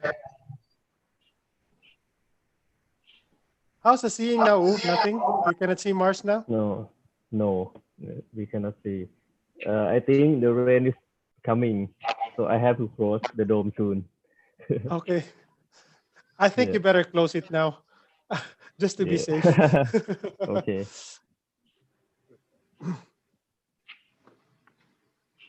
Because I remember what happened was that I think last month I was imaging Mars, and I went back to my room just to process it, and I don't know why I felt bad. So because I left the telescope out, I was thinking of just copying the data to my computer, then go back and image some more.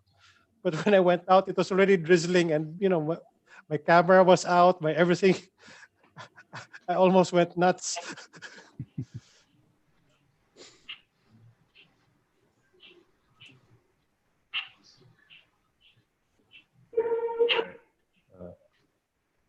I'm safe now. Okay, good.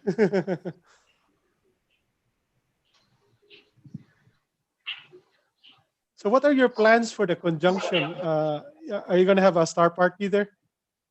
Yes, we will organize all of the what happened with my microphone. You're okay. You're okay. All right. We plan to organize what we call the event from regional observatories for 4 regional observatories, and we also give the telescope 10 inches Dobsonian telescope to the school in Thailand. Right now we gave about 500 telescopes. Wow. To the school around Thailand. So they will organize the event together with us on that period of the nice. time. Yeah. That's nice. Yeah. Yeah. We hope. Anyway, we'll talk about it later on, right? Yeah. Okay. Yeah. If we can, let's use that telescope in Songkla. I will check. No, on December 21. Oh, I see. Okay. So Remus, do you do deep sky imaging in Singapore? Yes. In fact, the setup you see right behind, I'm just waiting for the sky to clear. So last night, I was just at this very spot. I took M27, the dumbbell nebula. But Oh, wow. Okay. tonight is not very good. Yeah, so I just checked the sky. So I'm actually just in my room, but we are able to do drift alignment and just to shoot deep sky objects that just happen to pass in my western oriented direction. Yeah. And So you're doing narrowband imaging? Yes. So it's mostly narrowband imaging. So in fact, I think later on I'll share a bit of pictures. Okay, good. Okay, we have 3 minutes.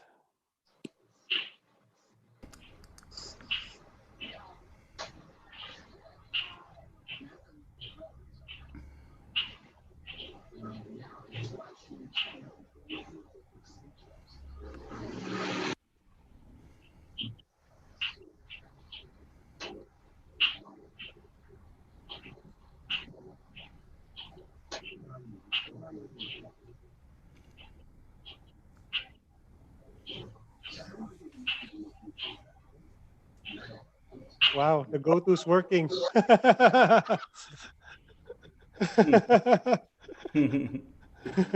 Yes. Yep. Ready to go anytime.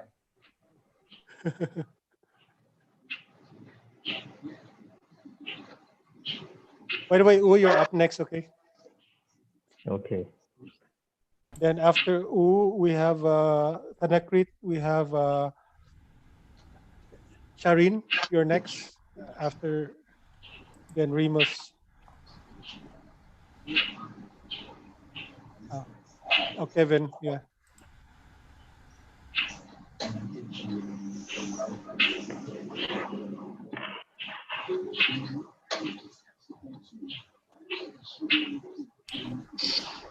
Our reach right now is about 7,000 people.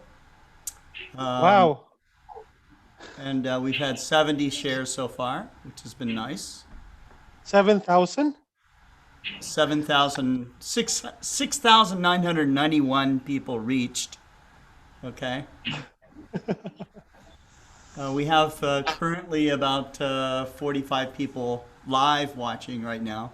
People come in the way that they watch this program is they come in and watch for a little while and then they go away, then they come back and like that. So some people watch the entire program. Many, many more will watch it after it broadcasts. The lucky ones get to watch it live.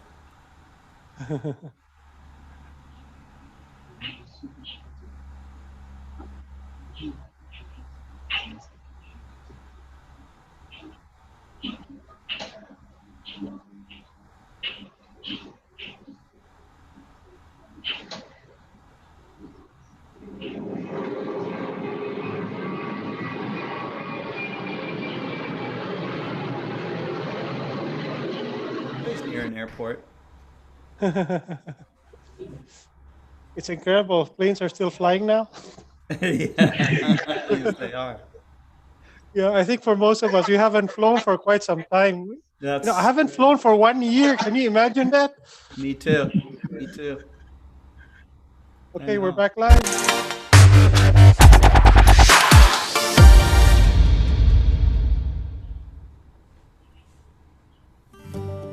NASA's TESS mission has found its first Earth-sized world in its star's habitable zone.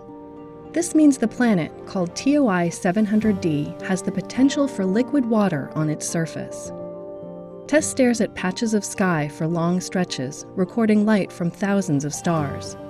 Some of these stars have planets that cross or transit in front of them.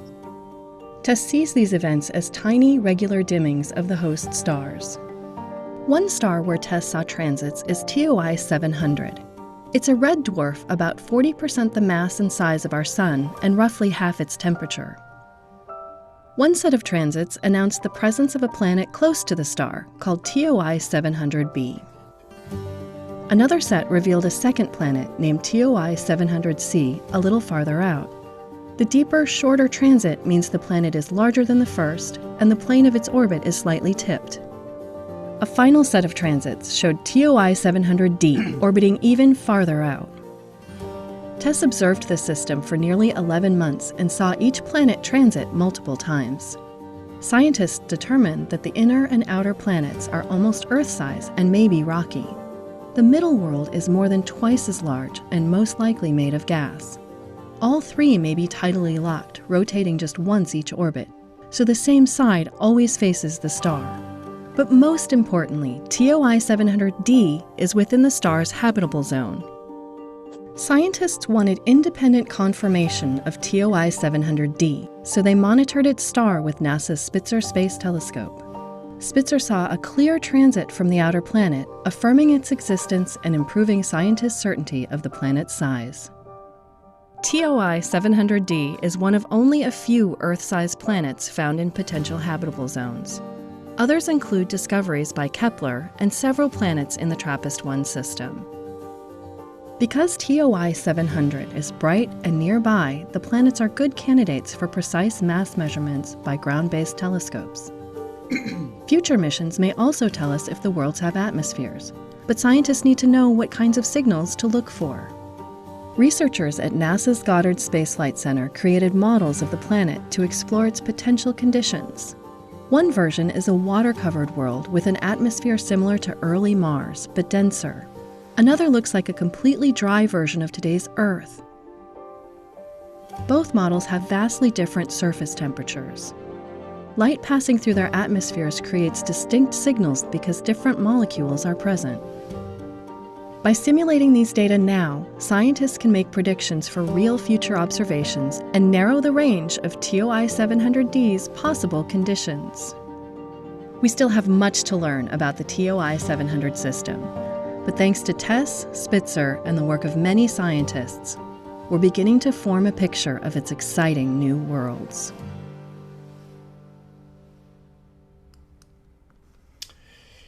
Well, we are back. You're watching the Explorer Alliance live presentation of the 20th Global Star Party, the Asia edition. And my co-host is Christopher Go, and we've been watching amazing images of Saturn and Jupiter, and watching astronomers from around the world joining us. And we have... who's up next, Christopher? Up next is Sanakrit Santikunapor. He's my friend. By the way, congratulations. This guy just got married. Oh, wow. Yes. He got married last month, and yeah, congratulations. This guy is the one who takes care of me whenever I'm in Thailand. This guy is so busy. Probably I have to tell his boss that, he was, after his wedding, he was supposed to do an astronomy outreach. And I said, that's crazy. It's dangerous to do right after a wedding. Because his wife also works for Narit, so that's why it was a bit difficult. So anyway, congratulations. Now, by the way, his nickname is U. That's why I call him U. He's going to talk about a little about the outreach that Narit does, and a little about the Astro Park, which is really very beautiful. I've been to one of the Astro Park, the one in Songkla before. It was almost done, but it's incredible. Wonderful. Okay, your go. Okay. Firstly, I prepare the telescope to image the planetary imaging, but right now it's overcasting. So I will talk more about the outreach program that we are working on.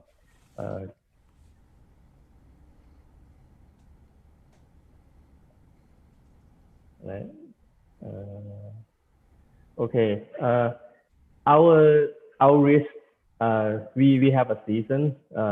Right now, November is a winter season in Thailand, so it's very high season. A school from Thailand, they have to ask permission to organize some events or stargazing.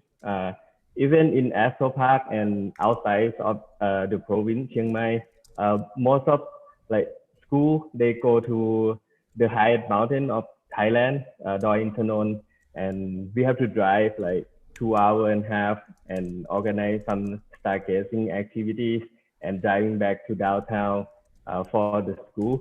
And after that, March and June is a medium season. We will working on about the teacher training and have a camp. And July until October is rainy season. So we do a lot on creating a content and a workshop for a teacher.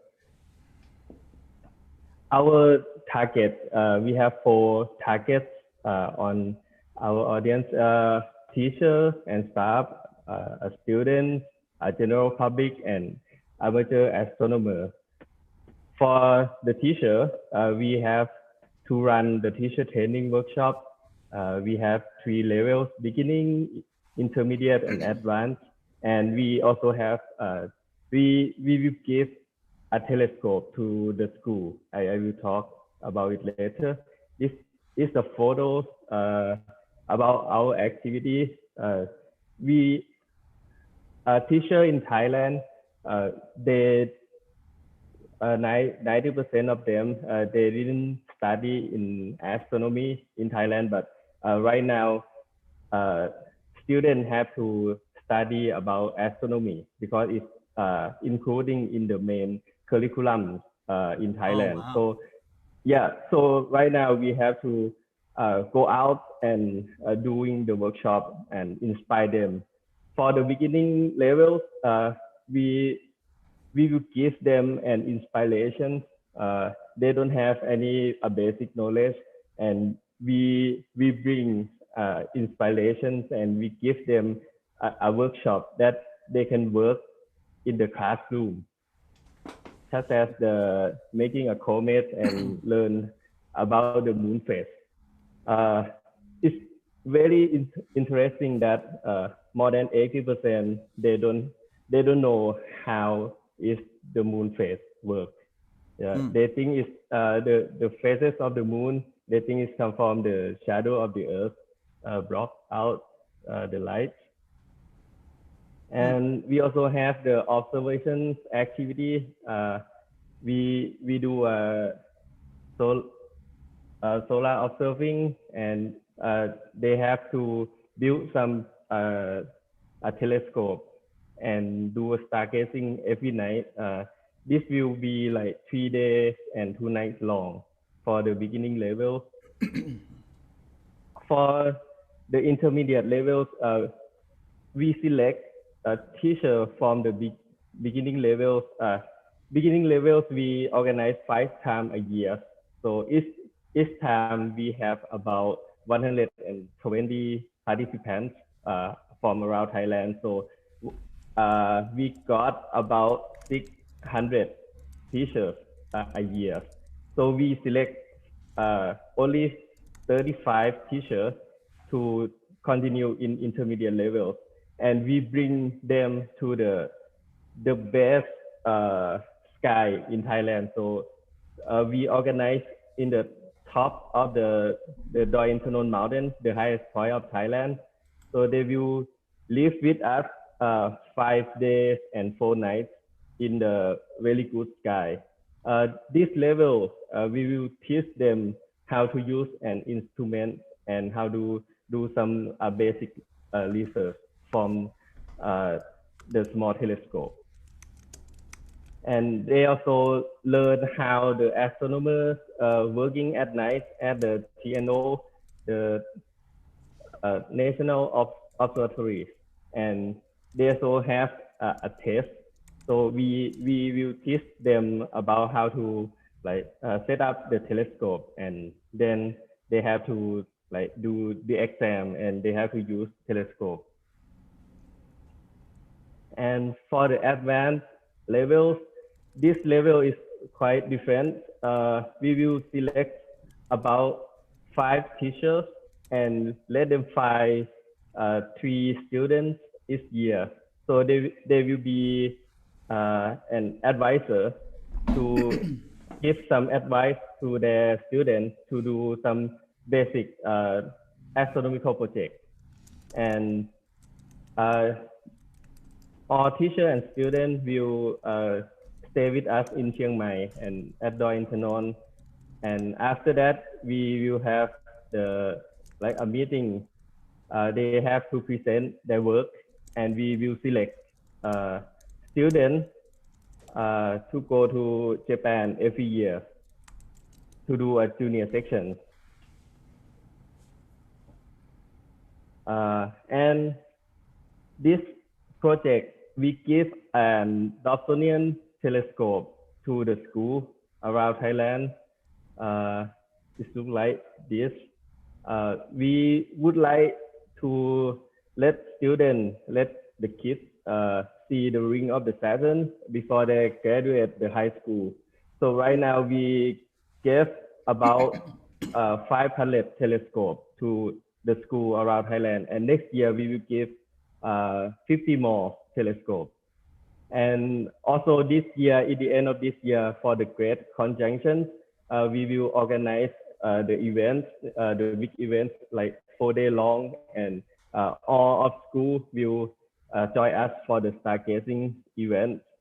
So we hope that the sky will clear and students can see 2 big giant planets in the one ocular on the eyepiece.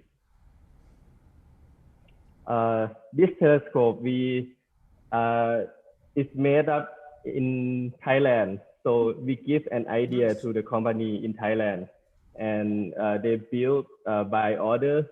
So we lost its weight from the wood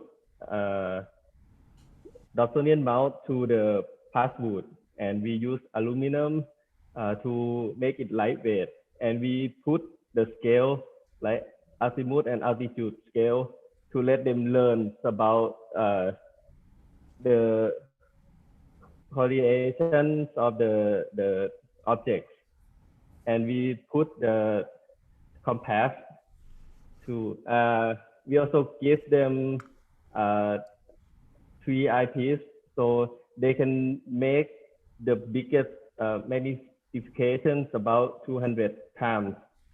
So it's really good for the Great Conjunction, and also they can use the smartphone to open the applications, and they can move the telescope around. And we have a smartphone holder for who would like to capture the moon or the planet. It's very steady, and they also use in daytime because we give them a solar filter. So every time that we observe the eclipse in Thailand, all of the school will join us to make it happen. Like we were trying to give societies of the teacher stronger in Thailand. And we also have the eyepiece projection. This is the teacher that come to get our telescope. And this is some of school activity that they submit the photo to us. So it's really helped Thailand to keep going on the scientific country. You know, we can let the kids or students interesting science via the beauties of the astronomy.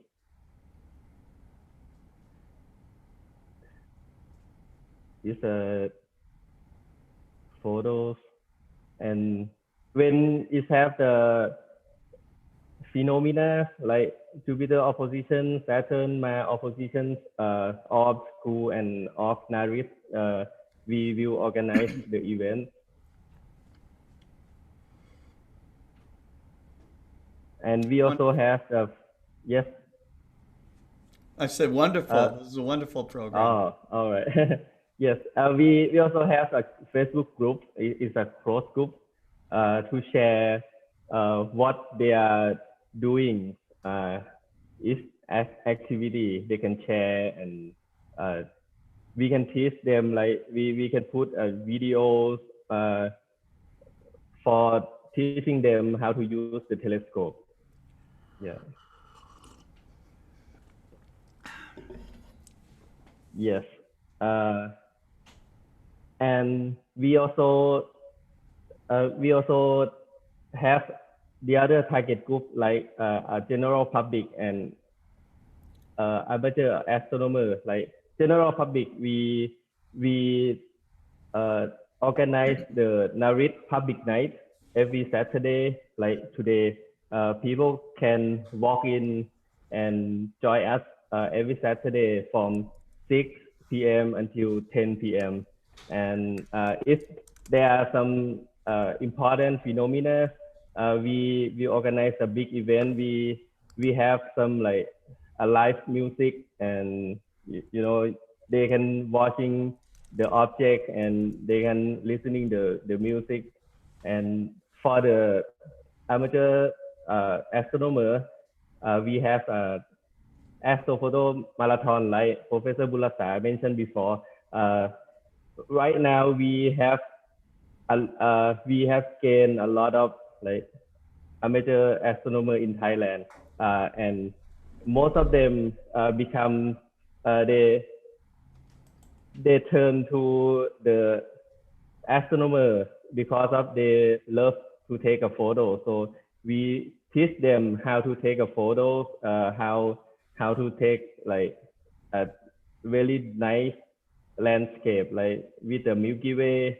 And right now, every time we organize the astrophotography marathon, we spend about 10 minutes and it's full, like 10 minutes for register. And we can hold up to 120 participants, and we spend only 10 minutes. Yeah. Oh. This is what our division do for the outreach in Narit. Yeah. So back to Christopher. Thank you. You're muted, Christopher.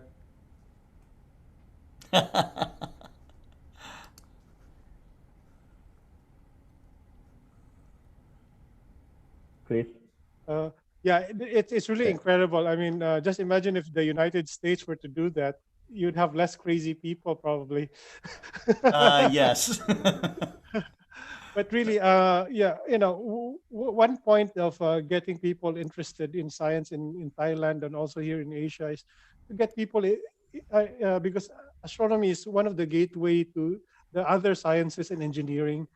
And, basically, it's trying to shift the culture, because I think one problem with young people right now, we have this entertainment culture where what a lot of people aspire is to become either a professional sports athlete or an actor or an actress, rather than going into science where you can basically make the world a better place. So it's interesting. I'm so proud of what Thailand is doing, and it could be a very good example for a lot of countries in the world. Even Malaysia, they're doing a lot on promoting astronomy. It hopefully it's something for us to aspire. Yes, I agree. Yes, and we also have an ASEAN camp for the youth camp. We organize every 2 years. So students from ASEAN come to join us, and it's really fun up there in Yes. Dointanon. Yes. I think I remember one time I was there giving a lecture, right? A Yes, few right, years right. ago. Yeah. Yeah, they invite people from the other countries in ASEAN to go to Thailand, and they train them in astronomy. Wow. So Scott, it's something missing in the world. There you Yeah. have it. Yeah, it's great. It's wonderful. It's wonderful. I can imagine in the next 20 years that the efforts of Narit will really blossom and that we will see many leading scientists and space explorers coming from Thailand. Yeah. Okay. Fantastic. So okay, we'll go next to the next speaker. I think we've already seen the next speaker, Shireen. He's from Kuala Lumpur. He has been an amateur astronomer for 30 years. He's also an eclipse chaser. I know that's rather addictive, an addictive hobby. He goes around the world chasing eclipse. He's also an astrophotographer. Yeah. So he lives in Malaysia, in Kuala Lumpur. Shireen, can you tell us about what you're doing? All right, thanks very much. At the moment, I'm basically doing most of outreach programs to schools and giving talks to the school children and clubs. And occasionally, I was invited for giving trainings for the local government for astronomy, astrophotography. So it's been fun. It's been quite an adventure because I started out as not studying any astronomy, any formal education in astronomy, because I was in doing computer science back in degree. So astronomy has been around since I was like 10 years old. So I'm pretty old now. So the passion has been the one that really pushed me all the way until today. And it's been really interesting to see how astronomy has blossomed in Malaysia in a way that a lot of people from different, what do you call that, different backgrounds, has been really involved in looking at the sky and trying to learn what is going on the phenomena going in the sky. So in one way, in a way that I would like to approach them is I would like to explain to them in the most simplest way, so that any layman can understand what is going on in the sky. So most of the talk that I gave was um, trying to avoid any technical too technical stuff, which I think 90% of them won't even understand what I'm trying to say during that time. So why not I just focus on the fun part of astronomy, the most interesting part of astronomy. So like now, maybe about for the past 10-15 years, a lot of people has been using cameras, DSLR cameras, photographing the night sky. And a lot of photographers where they have no, they have no idea they can actually take beautiful images of the sky like the Milky Way, just using their own the digital camera that they have. So it's being like leaps and bounds over here in Malaysia. And interestingly, we have a lot of groups actually, of amateurs all over Malaysia. In Peninsular Malaysia, we have a lot in Penang, one of the most interesting and most active group that we have for the past 20-30 years. In Kuala Lumpur, we have a few groups over here. Imagine in Kuala Lumpur with the sky that we have over here, like, I don't know, we can hardly see any stars over here. Yet there are some clubs over here that promoting astronomy to the public. Doing like outreach, putting up telescopes by the sidewalk and showing them the moons and planets, especially Saturn. And usually when I advise to people, I said, if you want to do a star party or stargazing in schools or any public space, choose a date when there's a moon in the sky. Okay. So that is our savior, the moon, because whenever people look at the moon in close up, they will be like, wow, they will be very, very astounding with that kind of view. and the next one will be Saturn. Yeah, Saturn will be the second best object they will see. And I don't know, surprisingly, when I showed Jupiter, they were like, "Oh, okay, nice." there's like, I mean, there's no response on Jupiter. I don't know. Maybe hopefully one day Jupiter will blow up, turn into a star or something that will somehow bring back the excitement back to Jupiter. Yeah, but we have a lot of dark sky over in Malaysia. We have in Johor, and instead of Johor, I think Remus has been going there every month to Malaysia. I haven't been there for like 2 years, and he's been there like every month. Imagine that. And it was really really nice. We can actually find nice spots over here in Malaysia. Despite having some, I mean, the weather, we have, cloudy, sudden rainstorms here and there. And those people in East Malaysia, in Sabah, in the state of Sabah, they have a very active group, the Sabah Stargazer. So they are really doing a really great job in promoting astronomy to the public over there. So it's really interesting to find those kind of activities. And for the past few years, actually, we can actually see some very interesting collaboration between the government institution. We have, I think, about 4 or 5 observatories over here from the government and the state government, and they are actually doing really good outreach programs at the observatory itself. So it's like a really good opportunity for the public and for the, especially for the school, for the children to actually go out and have a look at the sky rather than they look at the sky map on the phone, which is just a simulation, but might as well look at the sky with their own eyes, where they can really appreciate what is going on. And when I give talks, usually I will show some of the photos. Let me share over here. Let's see if I can share it over here. Okay, so here are some of the photos that I've shared over during the talk.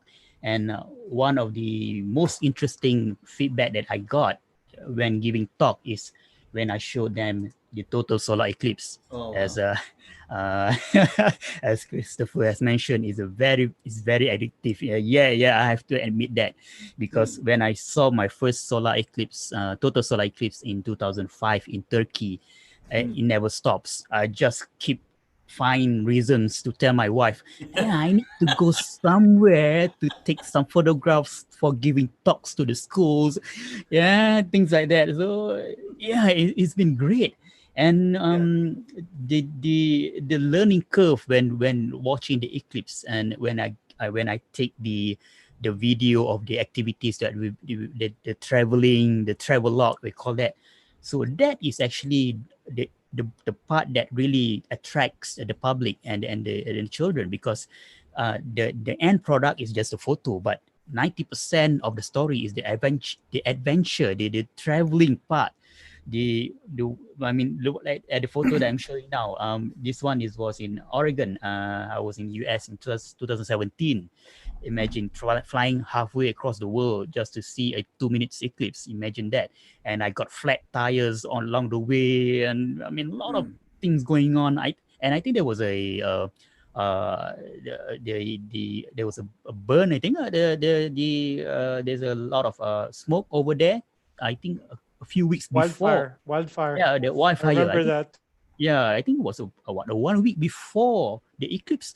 So I already bought the tickets 1 year before. So it was like, oh well, just go over there. And luckily we got really good sky. So it was really interesting for this kind of activities. And if you remember last year, we have the annular eclipse that we can see on the 26th of December. Actually, I was promoting the activities for the public over here, because in Malaysia we can see all the way south in the southern part of Malaysia. So I told them, okay, go the south of Malaysia and watch the annular eclipse over there. And I quietly buy a ticket and flew to Oman to watch the eclipse over there. So people were like, what? You can see the eclipse here in Malaysia, but why are you flying all the way to Oman? So I said, because of the the possibilities of having clear skies in Oman is much higher than in Malaysia.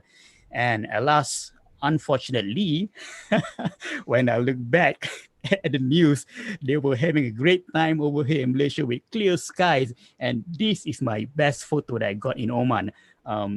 In just among just few, so you got that sucker holes between the clouds. And I got a few minutes of just. I mean, it's not a bad shot. It's just like the eye of Sauron or something from Lord of the Rings. But yeah, it's funny because I was running away from the clouds, and the clouds followed me all the way to Oman. So like, oh well, it's part and parcel of the adventure that we have. So yeah, in a way that's what those interesting parts, adventures that we have. And there's one trip in 2009, the total solar eclipse in China. So we were there. So I was bringing a big group, I think about 40 people over there. And unfortunately, it was raining. It was raining all the way. I mean, we call that a double eclipse. We call it because the eclipse has been eclipsed by the rain. So it's like total darkness. So it was really very interesting. A really interesting adventure over there. And but when I started in astronomy, because I mean, we have to start setting up telescopes. Then suddenly half an hour after that, suddenly the rain comes. It's getting a bit irritating and tiring, actually. So I decided just set up a small observatory on my house, on my home, on the roof. So I set up, I think about 2011, I think about almost 9 years ago. So over here, I managed to get a few interesting events because the scopes are nicely prepared over there, and I don't have to set up everything carrying all over the place. So one of the few interesting events that I've seen over here from Kuala Lumpur is during this year inferior conjunction of Venus. So that was actually sorry. Sorry, my Siri suddenly heard my voice. Okay, so it was, I think, June the 2nd this year, when Venus was really close, and this was the image that I got. I broke my own personal record, whereby the Venus was actually just 2 degrees 48 minutes from the sun. Wow. During that time, and the crescent was just 0.1% light up. So I think that is one of the reasons I got a melted camera here over here. So one of the main reason that I've been encountered. Okay, so this is one of the very interesting pictures that I got, and surprisingly, when I share it over Twitter, I got a few people commenting about the same date on when I observed Venus on June of the 2nd, where they can actually see some clouds irregularities on the northern part, I think, in the pictures on the northern part and the southern part. So I didn't really giving any much thought when I processed the image. So I thought maybe just some dust motes. I forgot to do some flat frames or anything over during the imaging. But apparently there's another person, I think the guy, I can't remember his name. He took the same date and the same time, and he got the same image. So we can confirm that there are some things going on in Venus. Maybe some, I don't know, like the aliens are coming out or anything. I don't know. So so it is very interesting to see that. And when I see that when we share our photos over to the to the social media, to the friends over there, we can actually verify a lot of things that we have taken. Like for example, in the case of Venus over here, if I didn't share this photo over and just keep it to myself, I wouldn't really notice about that clouds relativities on the northern and the southern part. So it is a very good, it's a very tightly knit group that we have among the astronomers and the amateurs all over the world. So that is what I love about astronomy, because we have so many people all over the place, and looking at the same thing at the same time, and we can actually share and verify what we saw during that time. And when that happens, we can actually have some sort of great feeling to be able to share among the community all over the world. And who knows, maybe I can, during the imaging time, I can get some asteroid falling down on Venus or something going on. Who knows? But that is one of the few things that we have been going through over here in Malaysia. And back towards the activity that we have over here for the past, I think for the past 6 months, I think, during for the because of the pandemic, so we can't really have any star party or any activities going on in school. So I was like trying to experimenting around, doing live streaming of the planets and the deep sky from the observatory over here, using YouTube Live, OBS or Zoom. And I find that it is a good way, like we are doing now. It is a plan B, actually. Is a plan B to go out and share astronomy to the public, since we cannot go to them. So might as well we give astronomy to them through online. So it is a really good opportunity, and it is a very good learning curve, actually, because for the past like 6 months, since March, I think March, yeah, it's been 6 months. It's more than that, I think. So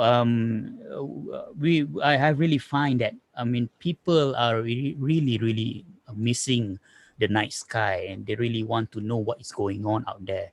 So in a way, we can actually share them through online, even though it's not the best way to show them, but actually it's a good plan B, so that people don't forget what is going on up in the sky, especially like the one that we are going to have, the Venus and the Jupiter and Saturn conjunction end of this year. So those are the things that we need to share, and that's why I've been doing in the Facebook and on my personal website and on Twitter, to actually get the public to go out and look at the sky. So most of the time when I say it to them is, you don't really have to know what you are looking at.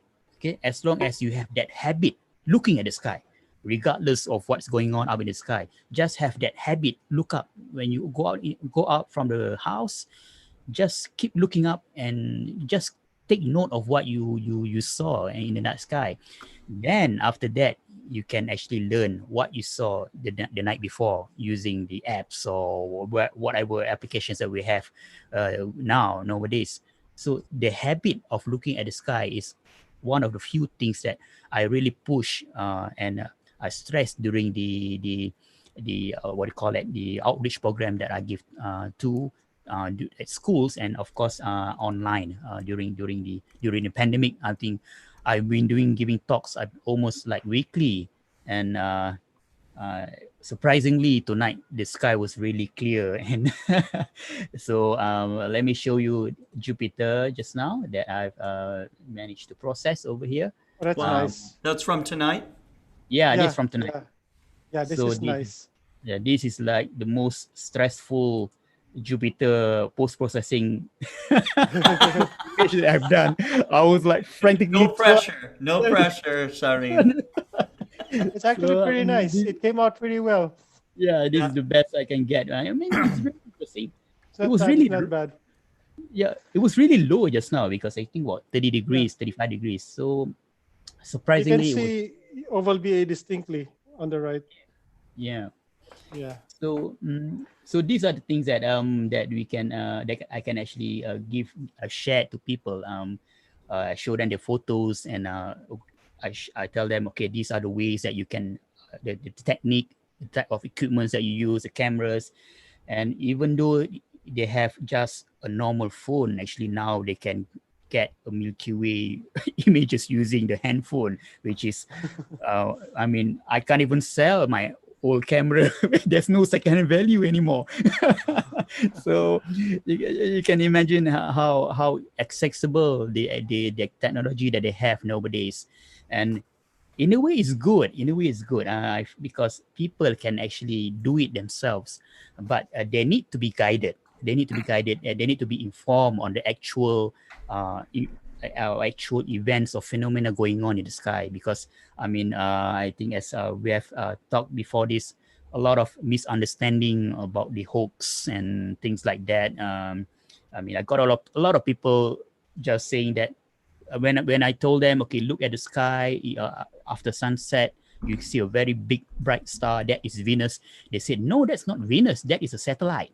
That is the local the local satellite shining down. And we have the Astro satellite. Okay, so that is a satellite. So we have people like that. So it's normal. It's a new normal, actually.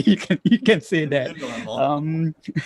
But in a way, yeah, we have to inform them about what is going on, in the most, in a simpler way, so that they can understand, and perhaps they can learn more after that. We can push, just push technical stuff to them when they have no idea what's going on, right? So it's a step-by-step process, and that's what I've learned for the past 30 years. I've been giving talks to schools. We start slow, we keep it simple, make it fun, so that is when people will come in and they will start looking at the sky. So yeah, hopefully, yeah. Okay, That's wonderful. what I can share. Yeah. Okay, All right, back to wonderful. you. Thank you so much. Thank you so much, Shireen. It's really an eye opener how much outreach we're doing here in Southeast Asia. Now, Yeah. coming up next, we have my friend here, Kevin P, who lives in Manila. So he's the founder of the Astronomy League of the Philippines. He's an astrophotographer for quite some time now. I remember when I started doing astronomy, this is the guy up there in Manila who's also doing it. So welcome, Kevin. Can you tell us about what you're doing in Manila? Hello, everyone. My name is James Kevin T. Actually, like to thank Christopher Go and Scott Roberts for inviting me to the Global Star Party live tonight. And actually, I'm quite happy that in this series, actually, a lot of my foreign friends are with me tonight, no? Especially Shireen, who's way back pa in 1998. You still remember, 1998, yeah. Shireen? Yeah, Yeah, when we went to the annular solar eclipse Yeah. in Pulau Dayang. Yeah. And actually, it was quite good. And actually, I started this astronomy way back in 1978 when I was still small. And I don't know, maybe I find it strange that I'm very inclined to space science, no? Actually, that time we were still small, and there's not much of a telescope here, no? Except for a few, maybe small opera glasses and binoculars for us to use, no? But to cut it short, actually, when I joined the astronomical organization in 1985, a lot of my colleagues, like Edwin Aguirre and Imelda Hoson, they are one of our mentors, who, as well as the Reverend Father Victor Batilio, who patiently guided me to grow in this hobby. No, that's the reason why actually up to now, which is I'm almost 40 years in this hobby. Actually, I'm giving out my age already, no? But actually, it's quite good, no? Because right now, when we are starting, actually, I like to promote also public outreach, no? That's the reason why Astronomical League of the Philippines was created, no? And some of our members, as well as the founders, our what do you call this? Objectives, no, is to do public outreach, no, and to reach out to as well as the local here's, so that they can they can appreciate the beauties of the heaven. So actually, we also do this quite often before, no? Especially we have in our country, we have the National Astronomy Week, no? Which mostly happens. We celebrate this around second to third week of February, and during this time, our organization members as well as other organizations use this time to promote astronomy by setting up public viewing as well as lectures around the world, around the country. Especially what we do it in public places where we set up numerous telescopes for the public to view. No, and like what Shireen said, actually most of the time we want to set this public viewing when there's a moon there, no, because in the city, it's not too wise actually to show deep sky objects in because one time we did tried it. When you show it to them, well, when you show it Rhine Nebula, when they look at it, they just say, "Oh, Is that it? is that it? It's that that cloud." all? That's it. So actually, the best bang in the back, no, aside from the moon, actually is Saturn. Sure. As actually Saturn, everybody when you share Saturn to everyone, everyone will tell you, "Is this real?" Probably you put some sticker picture on the front of the telescope. No? Actually, it's really happens to that one, no. But actually, when we show them that it is real Saturn, everyone is you can see them jump up and down. Actually, sometimes when there's a long queue of lines. For example, we set up 7-8 telescopes in the public. No, you can see some people because each one of us man one telescope. No, one or two members man one telescope. Sometimes you can see them coming back again. No, coming back again to watch the Saturn. Mars is still okay, but most of the time because we don't bring two big telescopes in the public viewing. No, the most we bring is a 8-inch SCT. But most of the time, but you can see that people line up very long, especially on the moon. No, and right now with the advent of smartphones, like what Shireen was saying, everyone is when they line up. Actually, most of them will take less than 10 seconds or 10 seconds only to view the moon. Then suddenly they pop out their smartphone and point it to the eyepiece and start firing. No, so sometimes they don't take it quite good. So what we do is can I borrow your telescope or camera? And we take a picture of them, and they were so happy with it. No, and so we have a souvenir of the moon or the Jupiter. So those things are quite good.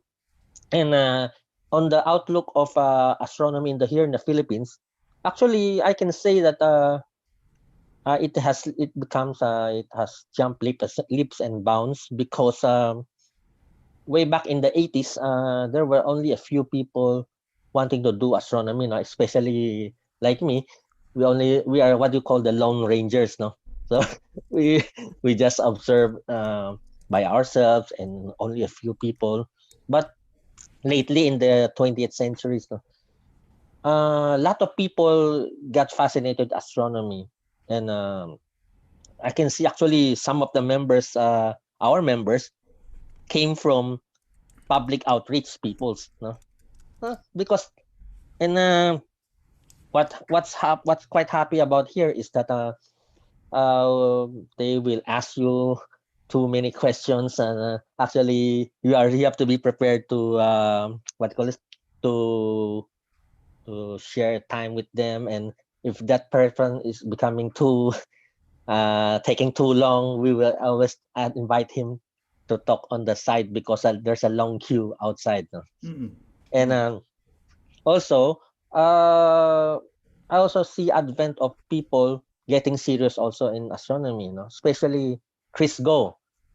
When he was still, actually, I remember him, he was so passionate before, and actually, he was using his astrophysics to trying to image Mars, I think, that time. I was telling Chris that time, although he has a SCT 8-inch already before that time, I was saying, Chris, probably why not use the SCT to image Mars than using your astrophysics what was 130, no? I Refractor. think it's Yeah, a fractor. 5 inch. He said, no, my astrophysics is better. I said, but the problem with taking planets is that you need big aperture, no? So he said there's Yes. a lot of big obstruction. I said, no, the obstruction is not quite much of a factor in taking planets, no, because the field is so small. And actually, I was quite happy that Chris Godey tried it, and look what he is right now, no? Oh yeah. From 8-inch, he become aperture fiber. 8-inch become 11. Then 11 is not set happy. He's now going 14. Now he still has access to, I think, Hubble Space Telescope. You still have time, no? As well as Narit, no? Narit is always an open door for Chris Go, which I envy, no? But actually, I'm quite happy for him, no? Especially when he got to discover that's oval BA, no?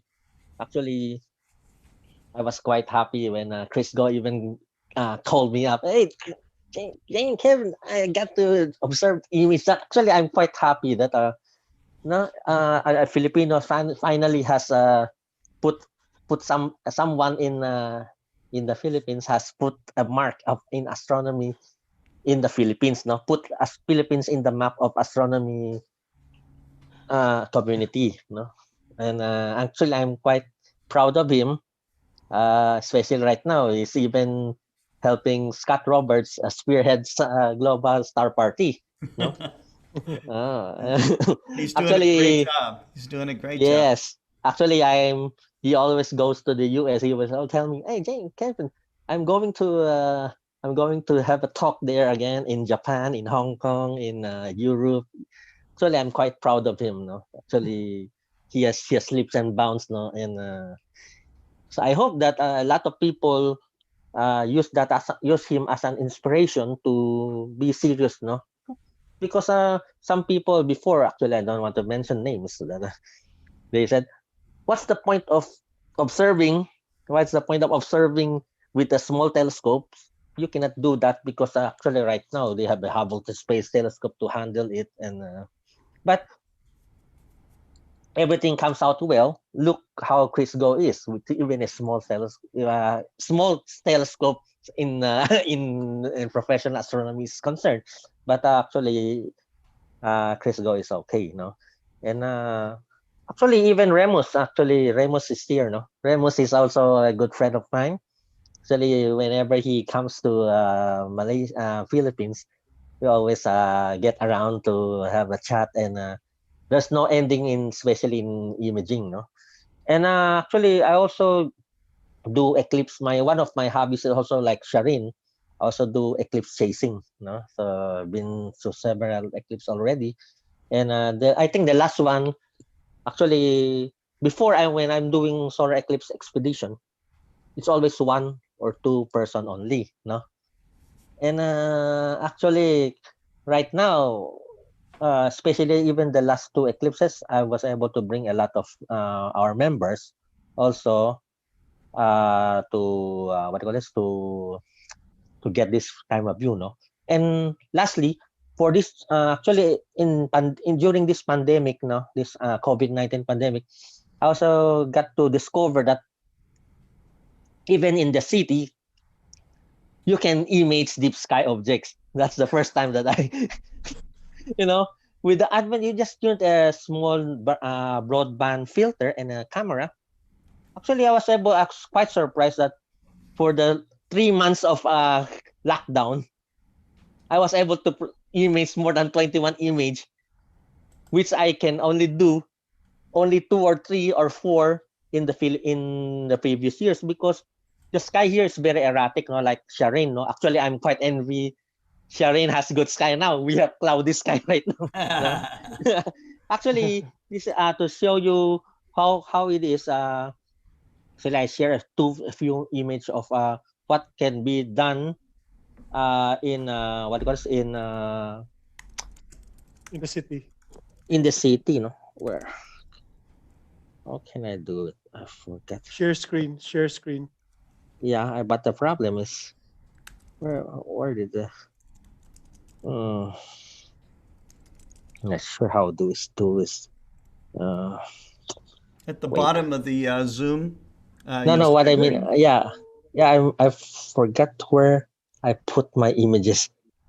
Okay. That's important. Yeah, I don't know. Wait, let me see. I don't know if it's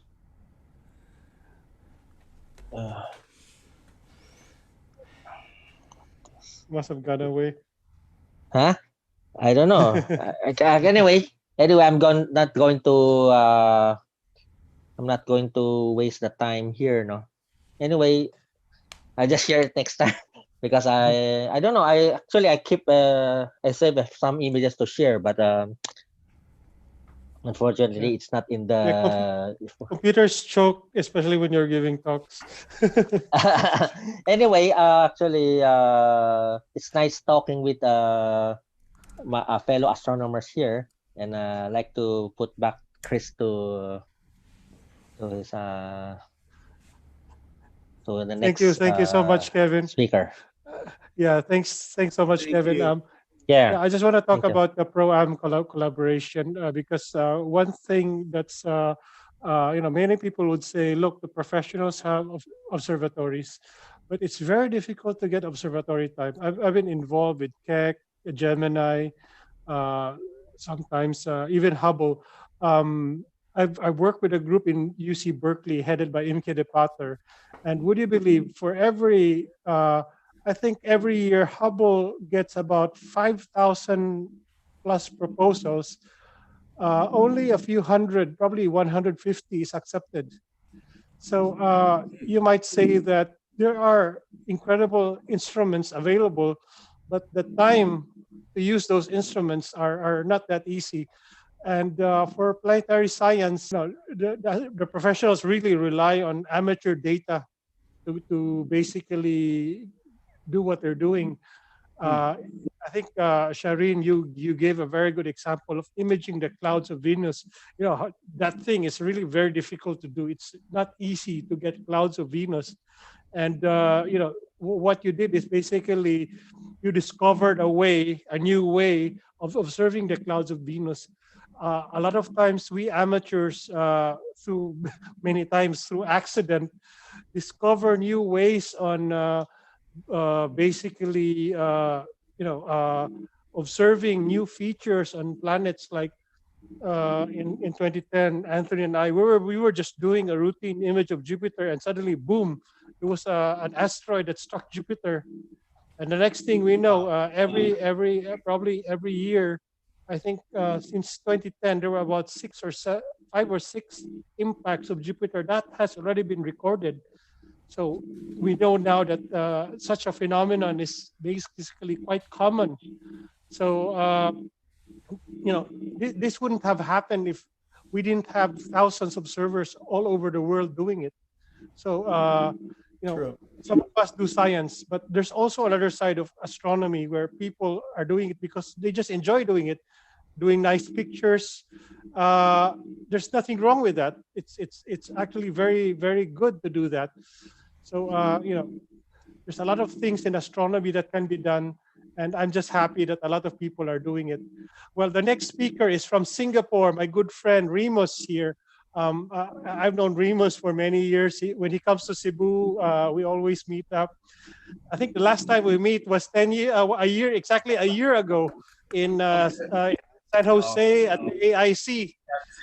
He was there at AIC Advanced Imaging Conference, attending the lectures there. I was one of the speakers there.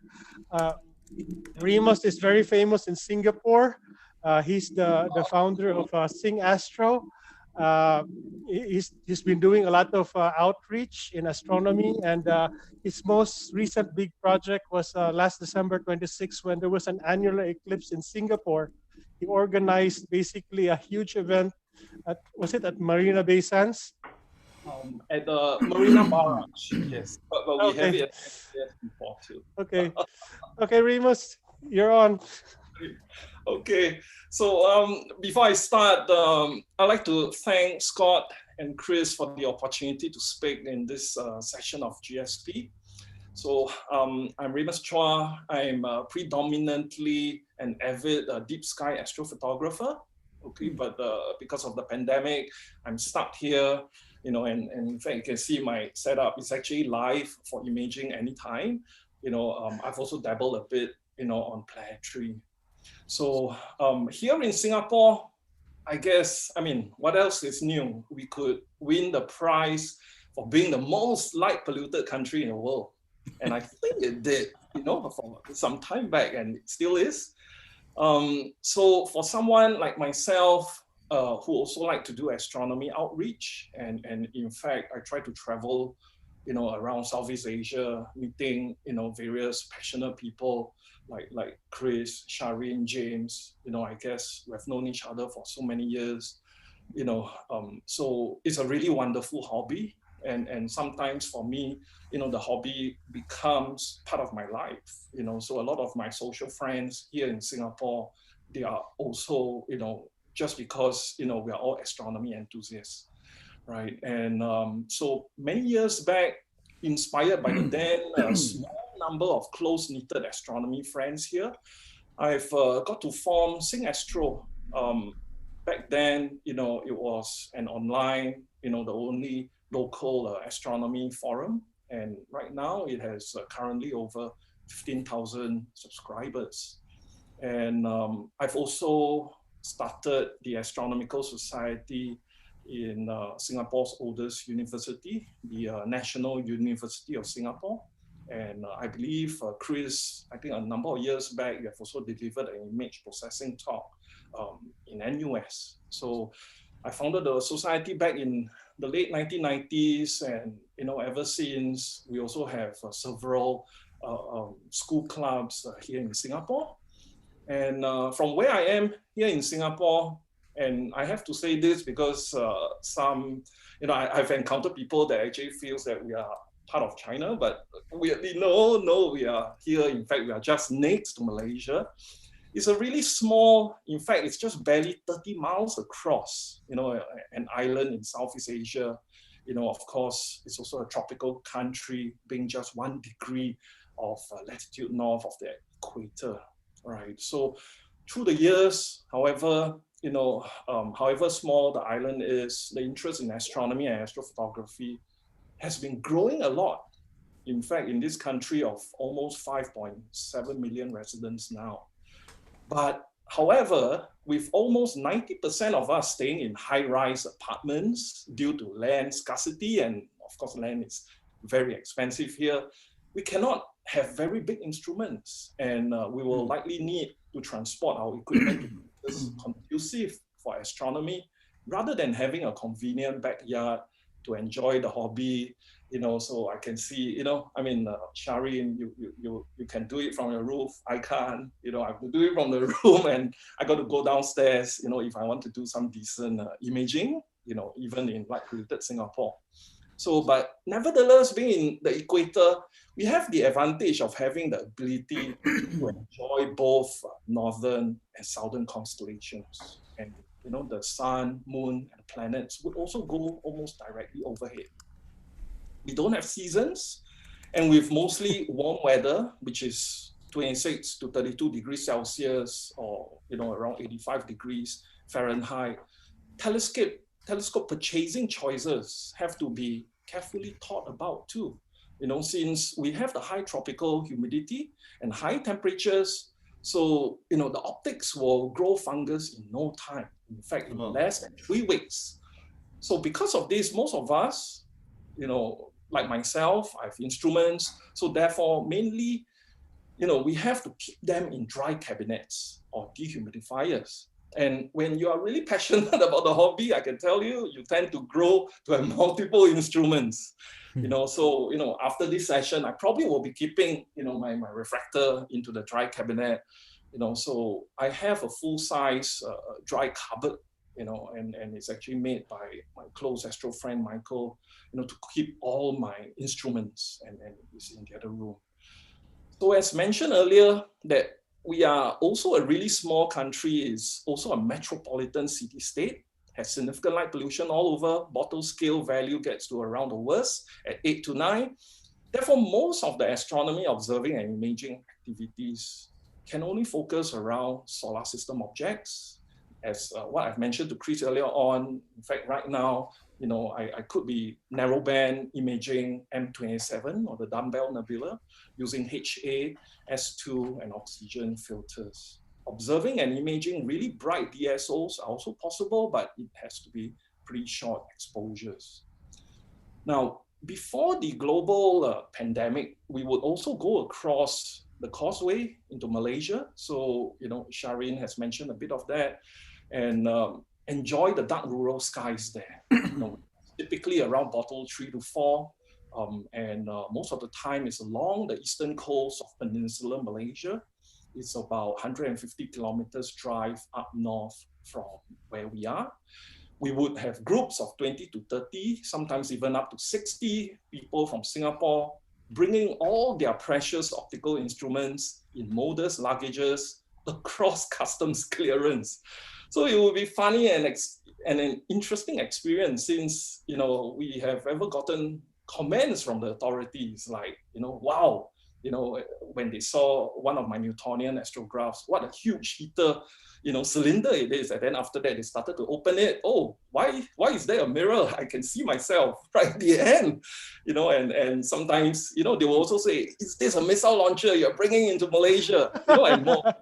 Right, and being the organizer, I would have to tell them our interest in astronomy. I'll have to learn some simple Malay words like bintang, and all. Yep, I can see Shireen laughing already. And even show them astrophotographs that we have previously captured. Now, I'm really honored to be given the opportunity to represent the Singapore astronomy population and share that the people here hope to see more collaborative outreach projects in this region of Southeast Asia. As we, nowadays, enthusiasts, we have a lot of them really keen to enjoy astronomy, and in particular, astrophotography is really catching up. In fact, right now, most of the people that joins us in expeditions, or friends that I know, they are predominantly astrophotographers. So we also hope that there are also more equatorial mounts that support low latitude observing. Okay, so however ironic it sounds, yes. all equatorial mounts, but even, the Paramount G11 from Los Mendy, they can't really go to 0, and for us we are at 1.3. So normally we'll have to make customized wedges for that, but it will be really neat if we can readily go down, to equatorial latitudes. And also more options for greater portability of instruments, since the more passionate enthusiasts who want to bring them across to Malaysia, right? So Shireen, James, Chris, this, for us to enjoy the darker skies there. Now, I have a couple of quick pictures to show, just to make my sharing more insightful. Let me do that now. While you're looking for that, there's a question from the audience. They want to know, where do you wish to be quarantined at? If you're going to be quarantined anywhere. Well, so in fact, right now, we are glad we actually have 0 community cases. So, but the thing is, currently the government has this policy that we have to limit gatherings to 5 or less. So usually, I think where we can quarantine, if it's in Singapore, I guess it would be at the really darker spot, which is, normally is in the far end of the eastern part of the island. If not, then it would be the northwestern end. So that is where we could probably get darker skies. Yes. Yes. Yeah. So I'm not sure why I can't share. Okay. There's a share screen button in the below. It's green color color. green. Just press that. Yes. Okay. Just move your mouse below Zoom, and there's a participants chat and share screen. Can you see it? Because I'm on the Mac and it is now flagging out security and privacy. Oh my. Okay. Oh,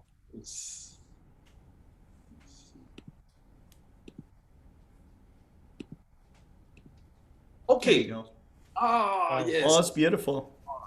Okay, so basically just a few months back, in the heart of the pandemic, so where we can't even go out to eat. So I'm actually stuck here in this very same room, and that's where I took this Orion Nebula using the 5.5-inch, behind me. So seriously, inside your room? Inside your room. Yes, inside my room. So I'm here inside my room. This guy. and I had to have many hours of exposure because I only have a limit of maybe about 40 degrees and below. Wow. 40 to and then before it sets, in the west, and where the window is facing is also towards the most light polluted area in Singapore, which is the city. Wow. So it's that is amazing.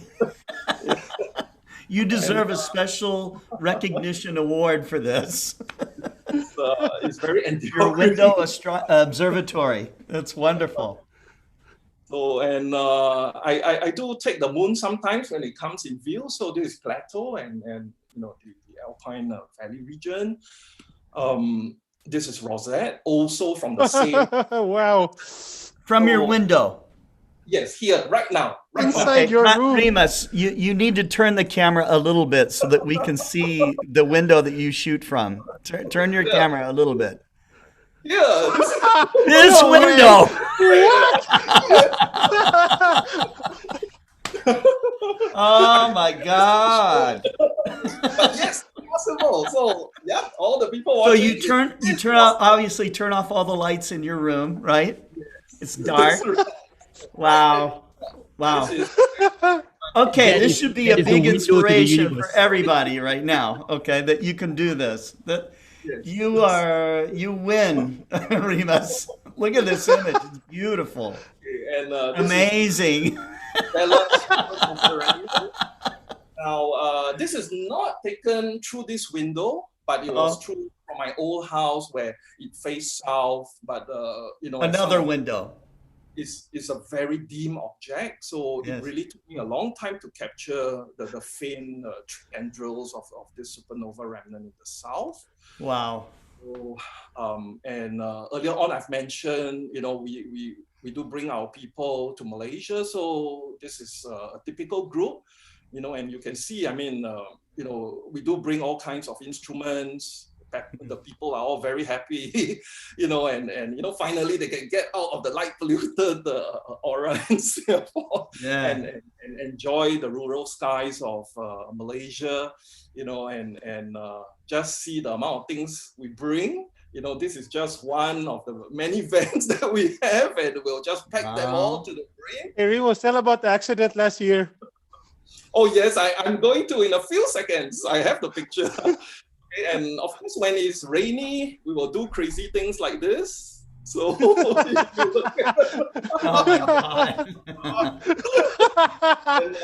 if there's nothing to do, so our people here, they like Takahashi telescopes somehow. So we do line up all our telescopes and take a picture like this. So, so Chris, this is the moment. Okay, the entire of my setup, you can see, it has completely collapsed. So the whole tripod, so it's actually a Paramount on a Rock Miller tripod, and it had my 10-inch astrograph on it during that time.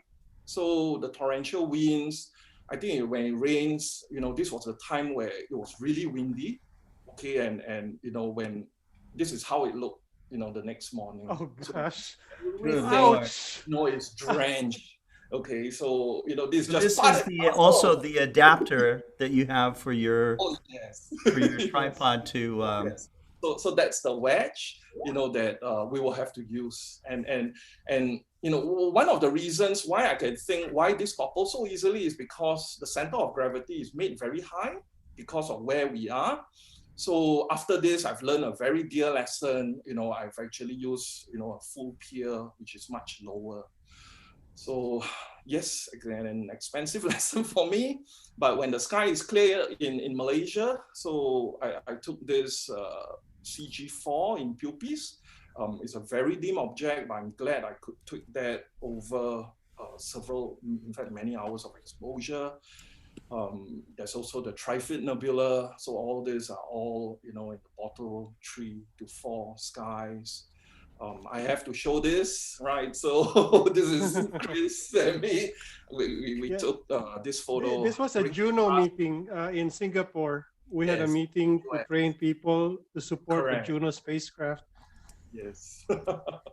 And this is James. So, because sometimes I go to Philippines on business trip, and a lot of times James will take care of me when I'm in Manila, right? And this was one of the ALLP sessions that we had. And then Sharin, yes, we took this photo when we were at the World Space Week 2014. I was invited there to give a talk. When was it? It was actually 2014, 6 years ago. Wow. Yes. And then earlier on, we talked about the annular eclipse. I remember James, Sharin, you mentioned when Oman. So here, because primarily I'm usually the organizer for big outreach events here in Singapore, because also, I mean, one thing is I like to do it, but also normally we don't have a lot of people that want to put that kind of time and energy. Okay, so during this event, we had about 3,000 people, including the press, the local people, and we had some foreign news agents, covering this event. So this was the annular solar eclipse just last December 26th, before the pandemic happened. And I think that was really like the last big, serious astronomy outreach event that we had here in Singapore. As what Sharin has mentioned, I'm sorry that the clouds went your way, but we had clear skies here, so I was able to take this, Oh wow. annularity, near that moment, so it was really exciting. We had the, I think James, you came to Singapore as well, and we played host to a lot of the people in our region. And this is actually back in 2002, so a typical local outreach. It's not by any institution, so this is purely based on the Sing Astro Forum. So we call it Equipment Festival, and this was one of the events that we had long time back in 2002, and then this is a more recent Equipment Festival 2015 that we had. So just for you to have a feel of, the local enthusiasts here, this is one of the sessions where we had the lunar eclipse, and we had a gathering back at the Marina southern part of Singapore. Sometimes I also conduct public talks. So this was one of my astrophotography talks during another lunar eclipse event. And then earlier on, someone mentioned Marina Bay Sands. So, also had, in fact, we call it Astronomy 2017, held in Marina Bay Sands. We were really very honored for, for them, the management, to actually give us the infrastructure, and we were able to actually even use it for free, so they gave us their nice exhibition halls. And through 2 days, we had about 5,000 people attending. And we even had a local that brought his 24-inch Dobsonian, and to get the public, to enjoy views, through all these big telescopes. I brought in my 7-inch refractor as well. And, here there's also another view, facing the Art Science Museum, which is an icon here in Singapore, which is also, part of the Marina Bay Sands event. And even the local news. So this is my close friend Michael. So recently they wanted to talk about Jupiter observing. So this was the time when Michael actually told the Chinese local news about the event. And then back in the past, I will also do outreach in conjunction with the National Library Board here in Singapore. So this is one where I also give talks to little young kids. They are all, they are crazy passionate. And especially when you show them Saturn, I do agree with all of you earlier on. You said, yeah, Saturn is the one, that really captivates, all these young hearts. And the last picture is actually from my NUS, National University of Singapore, which is also my alma mater. So we had a partial solar eclipse outreach event. So during that time, we also opened up to the public. I think we had close to about 4,000 people. Wow. And one of our friends, hold his 8-inch refractor. So you can see here. Wow. Yeah, big. Right, and amount of counterweights, but you can also see how the equatorial mount has to be really. Look at that. Yeah, it's sticking way down.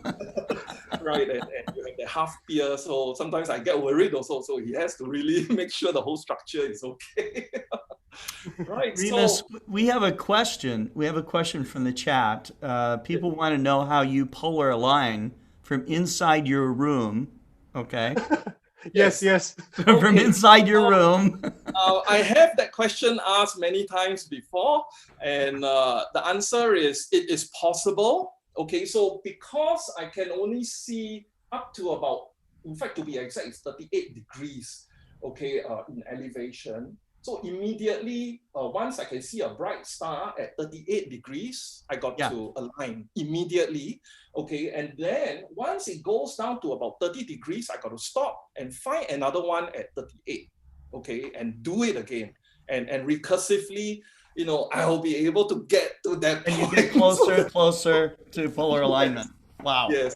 So, and usually that is the how I'll do it if I'm not bringing people to Malaysia, okay, because I will have to use the same mount, carry it.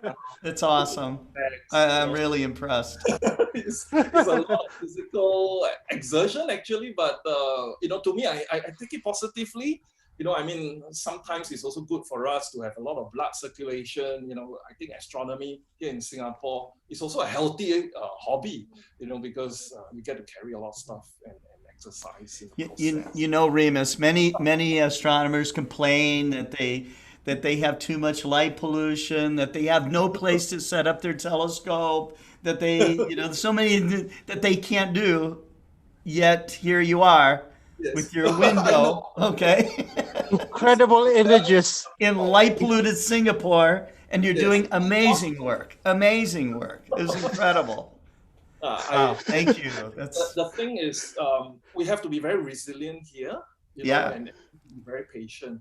And I'm sure, I speak on behalf of everybody here in Singapore. At most in a year, we probably will get 5 to 7 really clear skies, and that's about it. So it has to be very precious. And especially during the pandemic, we can't travel. As long as there are clear skies, we'll try to make use of it. Sure. Yeah. So that is amazing inspiration.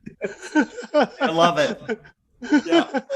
At my end, personally, I think I'm in the midst of getting my very first Dobsonian, because all through these years, I've been an astrophotographer. So I want to, get a Dobsonian, and, put more focus on observational astronomy, even here in Singapore, right? So, hopefully in the next few months or even years, and during the pandemic where we can't travel out even to neighboring Malaysia.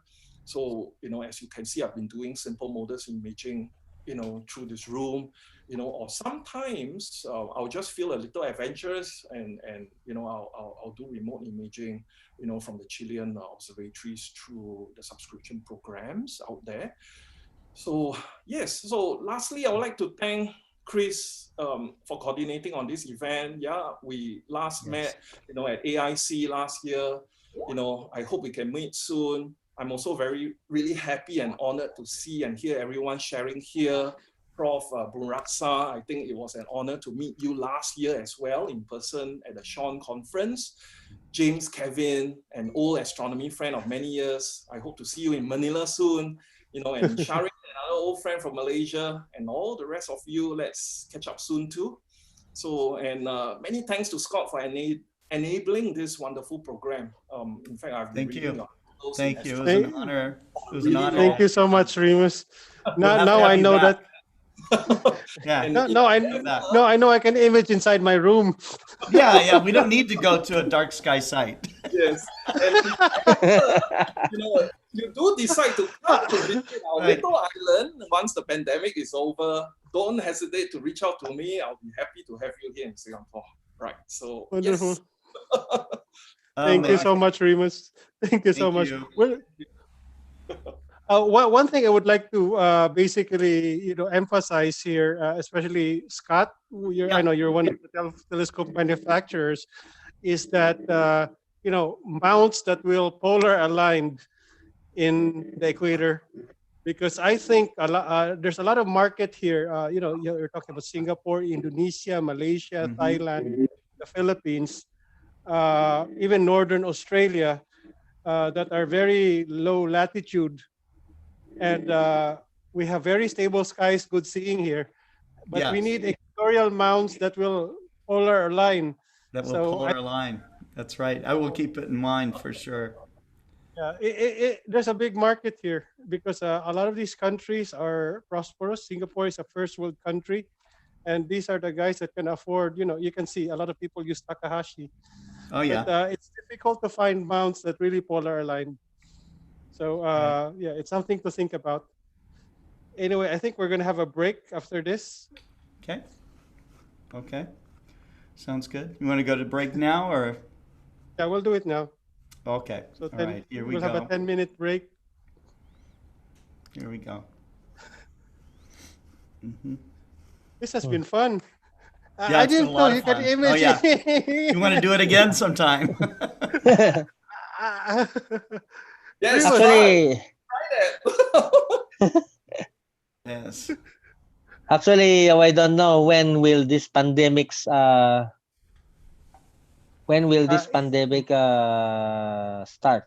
Ends, no? Hopefully by January, everything, the restrictions for the COVID quarantine will let loose, no? So that we can do some astronomy stuff again. Kevin, probably in Manila, it's crazy there, but here in Cebu, we're free. It's normal here right now.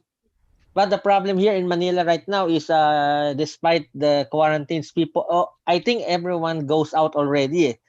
They don't give a damn. Nobody gives a damn. I think what is wonderful in Manila is you guys outreach in shopping malls also. I find yes. Actually, that's the market, if you bring it to the what do you call this, the park, not much people, no. But if you go to that's the problem. That's the reason why, except like SM or other stuff, they will invite us to do the public outreach there on their areas. And actually, it's very, you won't get minimum of 1,000 people at least for 2-hour observing, no? Free public viewing, you can get at least a 1,000 plus to 1,500 easily. Yeah. So doing outreach in malls, I think Narit also does that because I remember one time in Chiang Mai, they set up their telescope close to the mall. Even here in Cebu, when we do outreach, we also do it in malls. Since I remember as a lot of you have observed that when you go to a deep sky object, the first answer is, what the hell is that? You have to use, what the term that we use, averted imagination. Hey, by the way, Chris. By the way, Chris. I finally were able to see the album that I want. As there's a few pictures that I want to show each one of you. That despite Manila's bad red zone sky, the one I'm telling you, you can still get some deep sky after imaging. the break. We'll have it after the break. Yeah, I now finally know where it is. where it's just, it will take, let's say, maybe less than 1 minute, no? So it won't be problem. that. I won't put it that long. Okay. You just let me know when I can plug it in. So Rodion, you're up next. Where is he? Hey, by the way, Shireen, how's your you do you still go out, or you put yourself always in the observatory to image? You don't go out anymore? I'm stuck here. It's the wrong strategy, actually, because when I don't have an observatory, I got reasons to go out during weekends to tell my wife I have to take some photographs here and there. But now when I got an observatory at home, I got no other reasons to go out during weekends. So she actually said, go out. Actually, Shireen, that's also one of my my vice president of this organization. Yeah. Actually, when he set up his new house, he constructed his new house. So he planned to have an observatory on top of his house, right? So his wife is quite happy. He said, "Okay, you can set it up. Right now, you don't have any good reason to go out." I said, "You still have, but the problem is all your telescopes already set up there. You even have an Epsilon 180, no? The Takahashi Epsilon. Right now, he cannot even bring it to our dark sky because it's so hard for him to give an excuse, because she already allowed him to get to build an observatory in his house already." Actually, but I envy each one of you who has an observatory. Man, whenever I want to set up here, even right now in the Manila, actually during the pandemic time, I learned to put all my telescope and accessories and the cameras and hold it from 11th floor going up to the 22nd floor. Even it has an elevator, but imagine you have to hold everything up, then set up, then later you have to brought everything down. That's the advantage of Chris Go. That's why he can always do imaging anytime. Even Shireen can do it. No? Yeah. That's the fun. But actually, during the quarantine time, actually, it was actually, I learned a lot.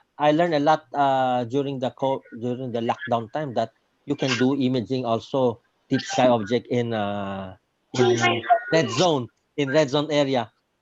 No, although Remus is quite right using a narrow band, right? But actually, Shireen, you will be quite surprised that actually I was able to get some darn objects in the city just using a broadband filter only, a very light broadband filter only. Actually, I was quite surprised. Oh my God! I said I didn't expect. I should have spent some more time in Manila to image rather than just have to wait every month during the moonless night. Okay, is the sky clear or not in the dark sky? Sometimes when we go to dark skies, we have to 3 to 4 hours of ride because of traffic. When we arrive there, we only have 1 hour of imaging and it's cloudy. Oh my God! Imagine. That's why astronomers are very patient people. Yes. Imagine, Shireen, during the lockdown, I was able to image 21 deep sky objects. Wow. Whereas that 21 deep sky object, when I go out to dark sky, I can only, probably once a month, I can only get 1 or 2 good object image. Whereas in Manila, when I was locked down, actually I was able to get 21 images. That's actually that's the reason why it encouraged me more, you know. Imagine that actually I'm trying to spread also to some of the local members. They can also do some deep sky imaging also in Manila, no? Even not even using a narrowband. Actually, I have a narrowband also, but I like the RGB or the natural color image. But of course, narrowband has its own strength, no? Like giving better details. But actually, I'm quite surprised that it can actually.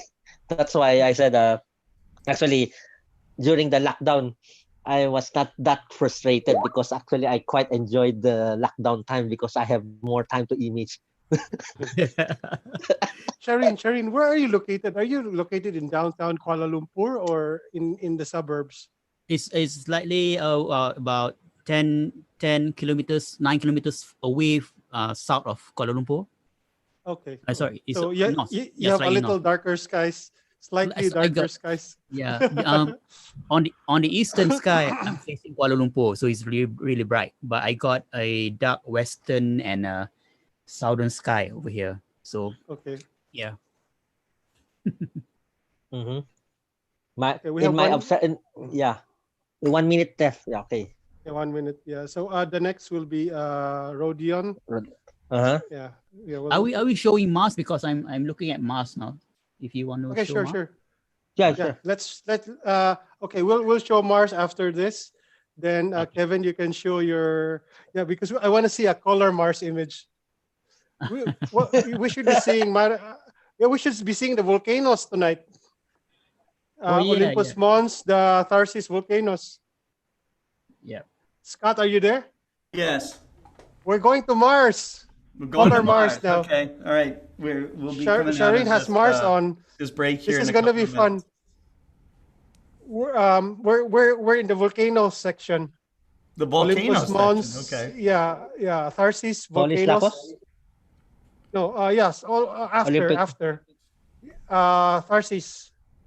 We have Tharsis. Although we've done it before, landing on Mars is hard, and this mission is no different. The process to get from the top of the atmosphere of Mars to the surface we call entry, descent, and landing, or EDL.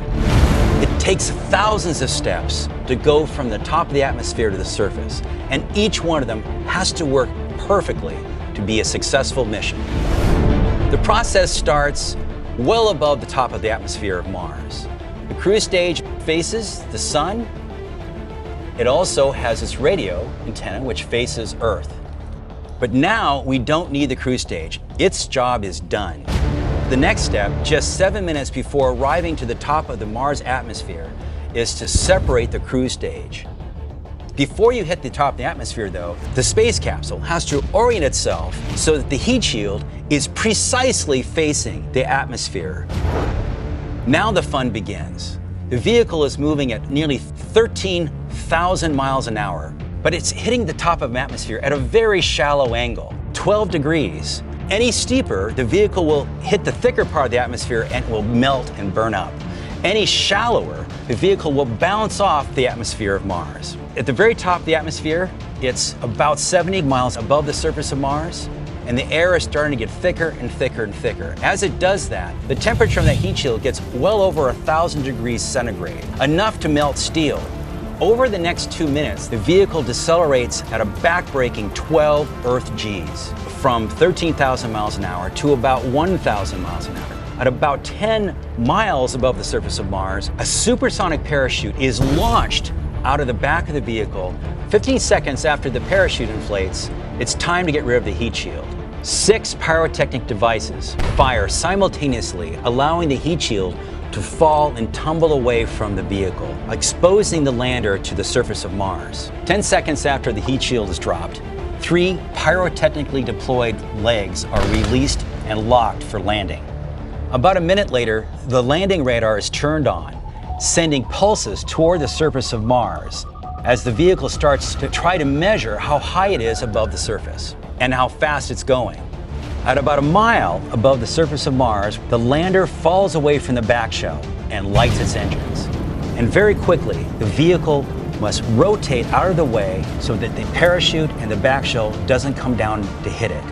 The last thing that has to happen is that on the moment of contact, the engines have to shut down immediately. If they don't, the vehicle will tip over. So if all the steps of entry, descent, and landing happen perfectly and we are safely on the surface of Mars, we'll be ready to do some exciting new science.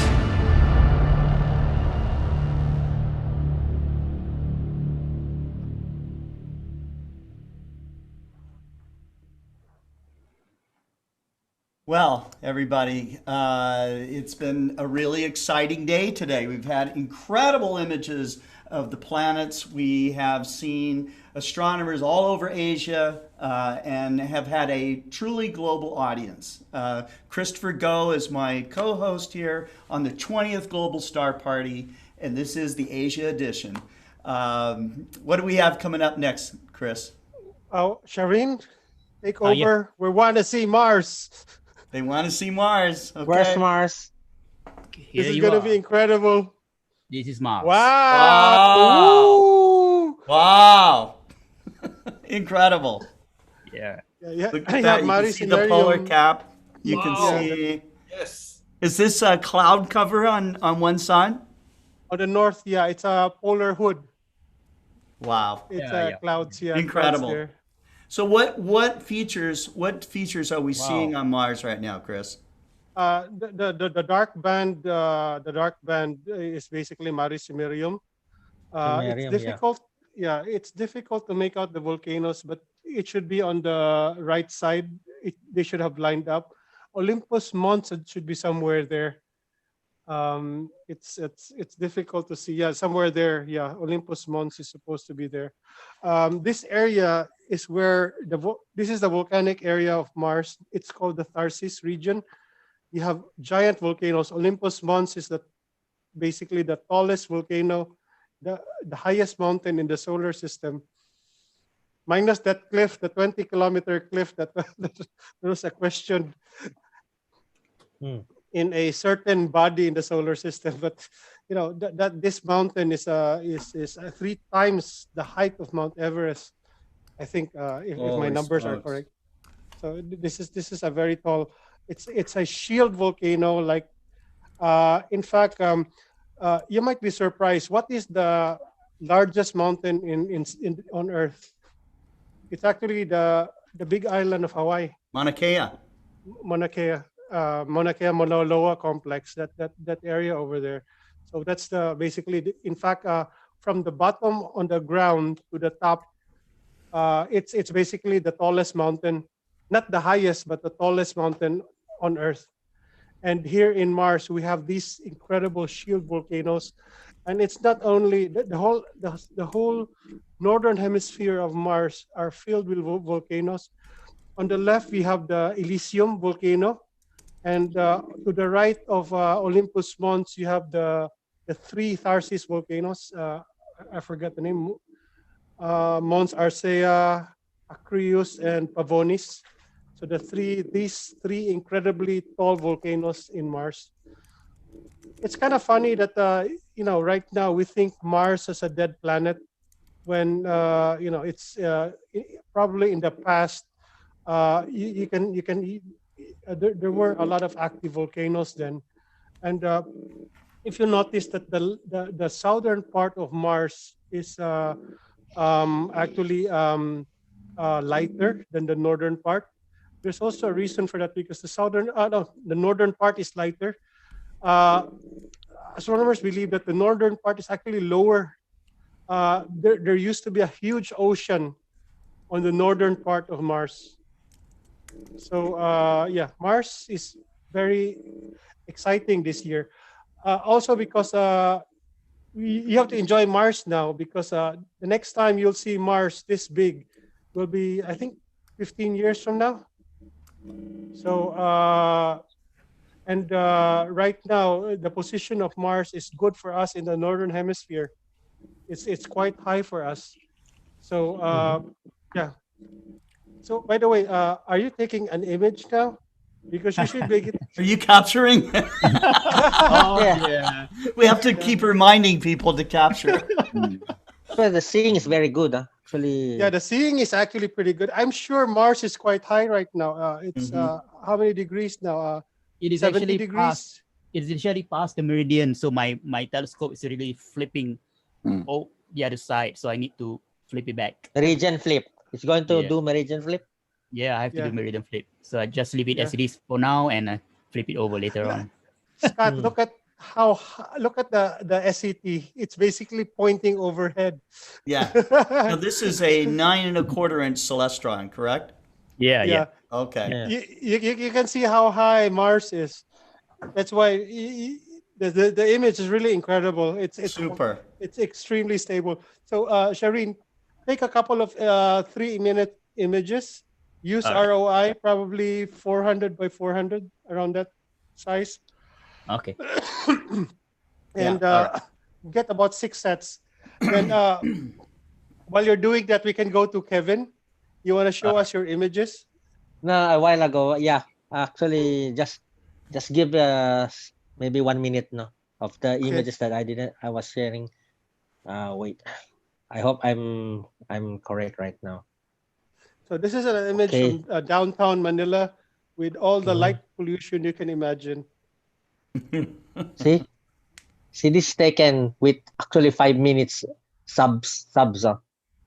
We're not seeing anything. Not You yet. can, yeah. Wait. Yeah, Share can the you see screen. it? Okay. There you go.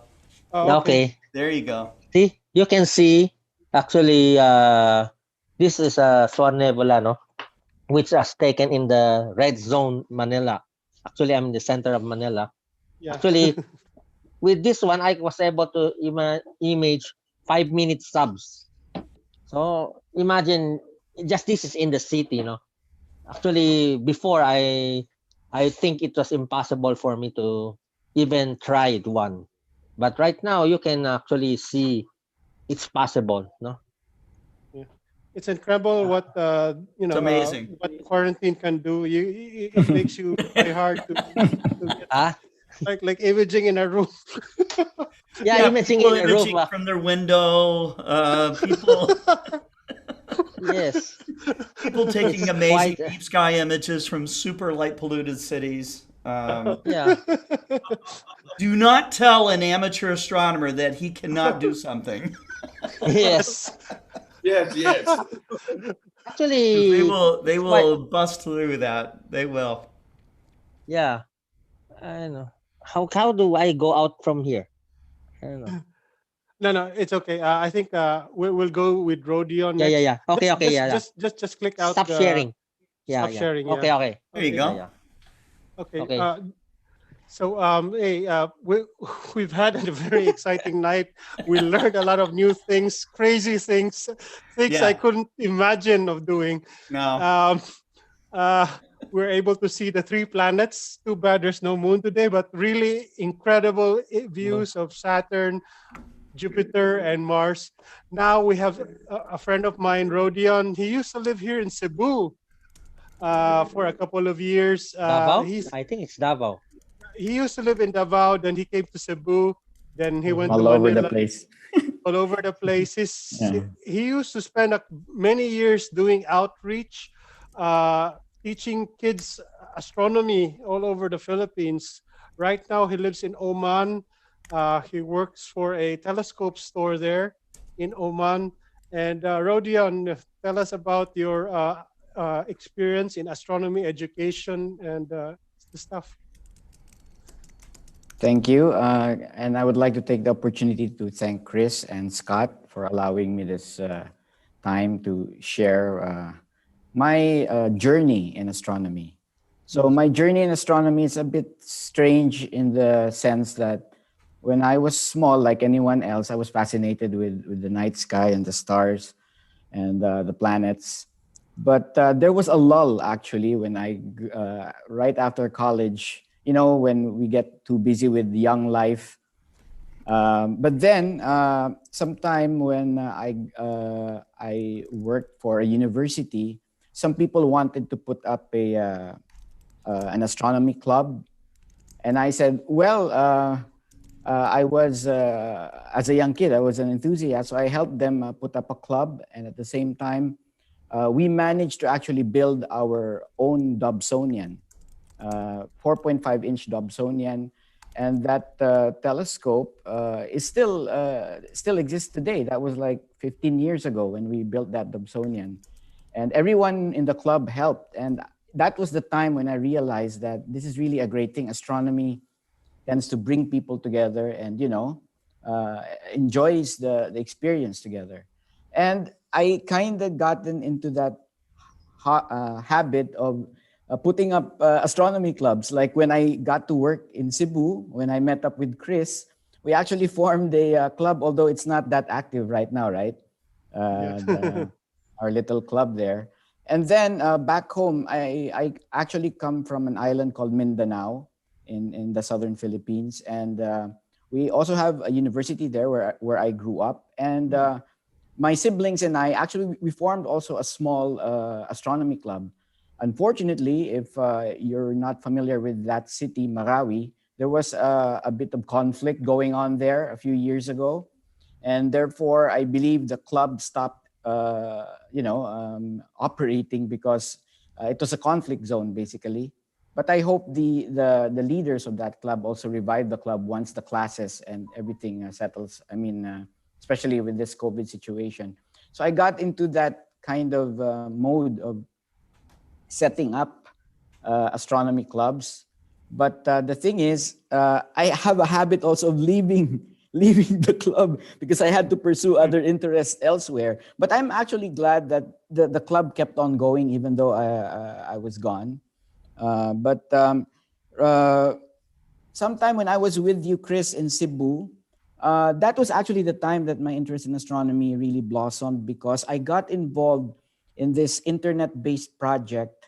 It's a virtual world project wherein it was a NASA-funded project, actually.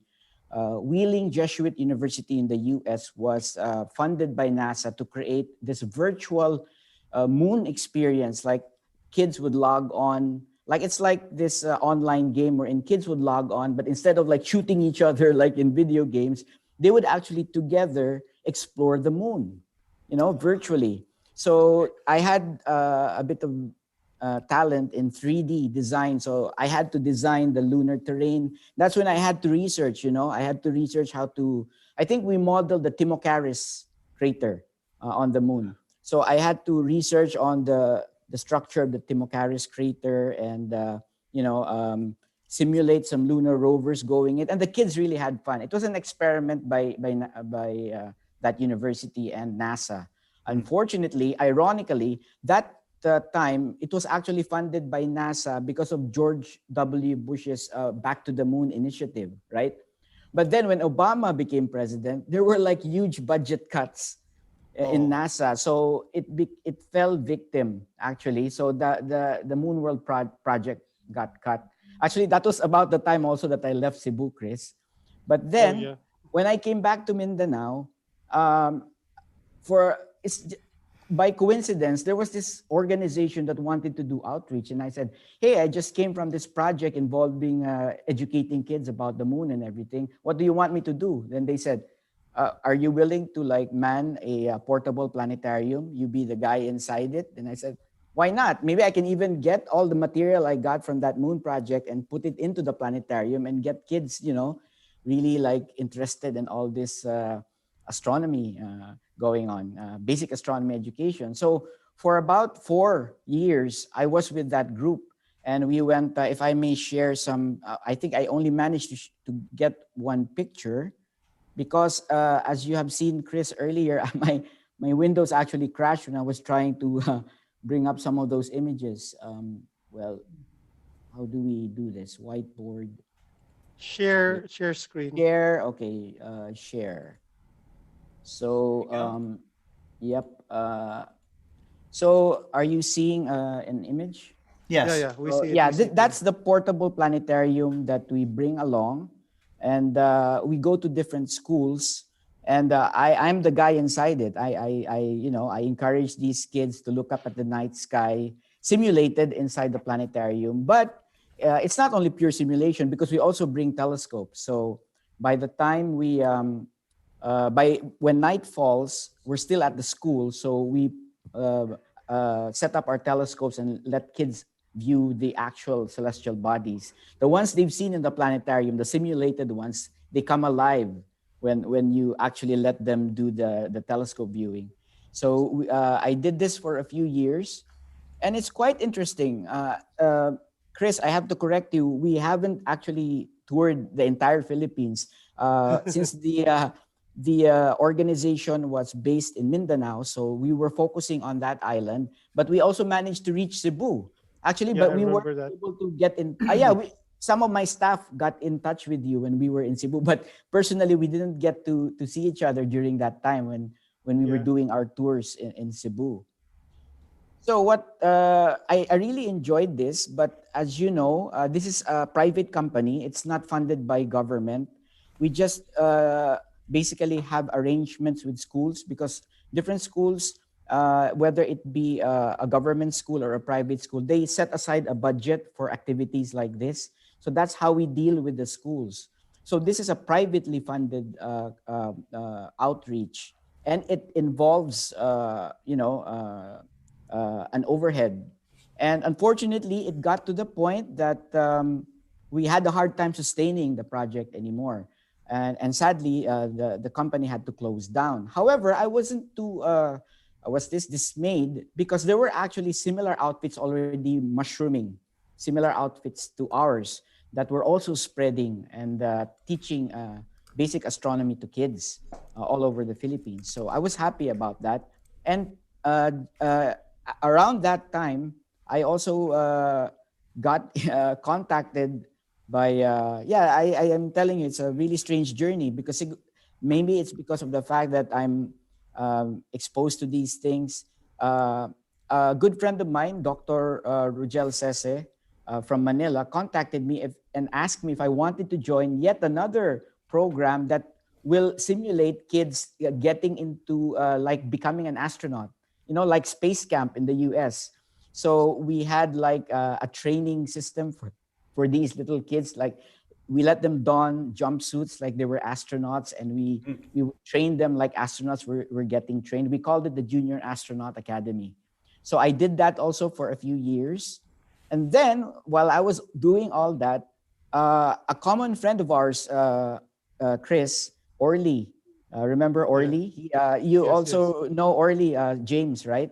Because he's a member of ALP, who in fact was the guy who actually donated us the mirror for that years ago for that Dobsonian that we built. So this is the second time that Orly connected with me, and he said, I have friends, I have acquaintances over in Oman who's looking for a guy who knows something about telescopes because they want to sell telescopes over there in the Middle East. So I said, okay, why not? So I jumped on board that project, and here I am. I ended up here in Oman because this also involves, we are in retail, but this also involves a bit of education because I really like talking to people and sharing about astronomy. So, when people are starting out and they want to start in the hobby, you have to introduce to them what equipment they want to get, they want to share. They want to own as a first instrument. So I really, enjoy doing that, and this is where I am now, and this is what I do. And so, as you can see, I'm actually here in our shop right now.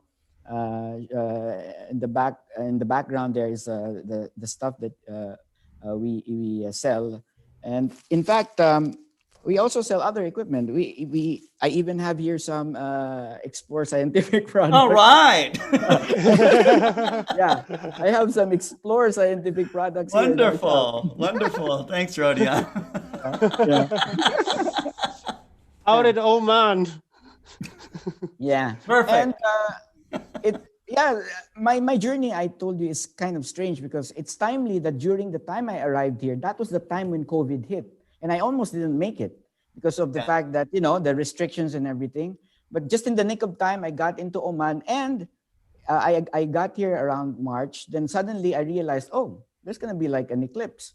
So I realized that the eclipse was going to pass by. Unfortunately, I was a stranger here. Like it was my first time in Oman. I didn't want to take the risk of going to the area where the Annular. middle of the annularity, the midpoint would pass. But I managed to take some pictures. Let me see if I can share some of these images. Yeah, so this is my sequence that I took. This was just, Very nice. almost unplanned. It was just almost impromptu that I decided to make this image, and what's that? The maximum. This was at the point of the maximum of the annularity at where I was, which was in downtown Muscat. I think 40 kilometers away, it was the perfect annularity ring could be seen, which I believe was one of the thinnest annularity rings ever observed. But I think it was clouded out because of Shireen, right? The cloud magnet. Not my fault. This is a beautiful image. Yeah, thanks. Beautiful. Shireen, if you manage to visit Oman again, why not visit our our shop?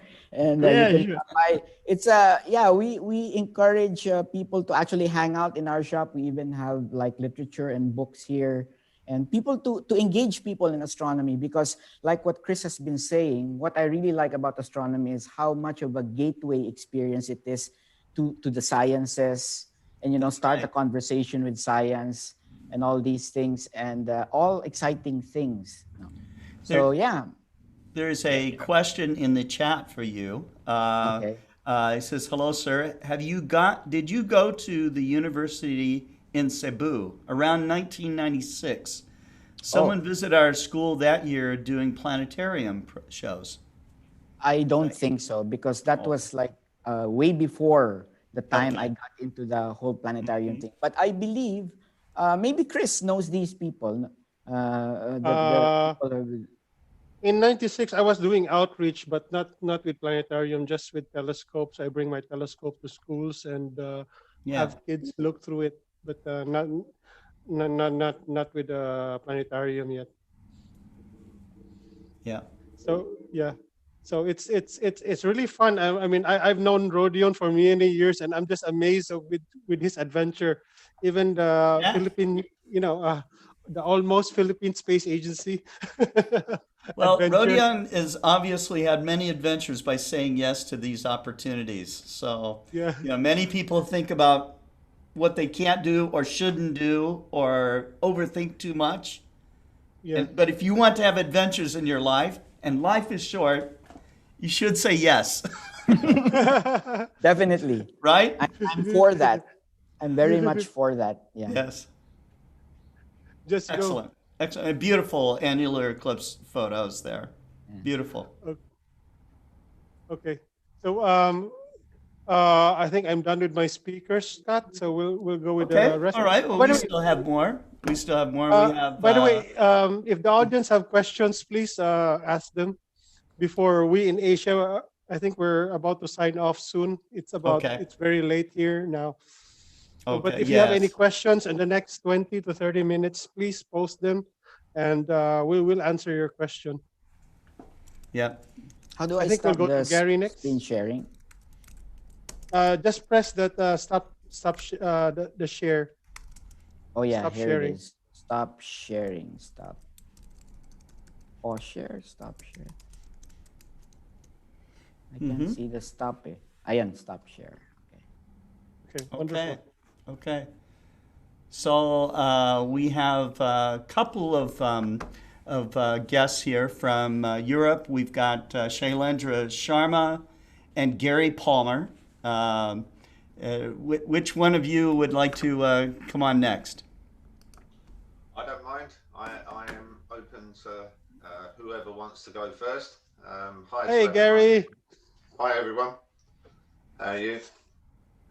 Go on, guys. You go first. Hello, Gary. Okay, I'll go for it.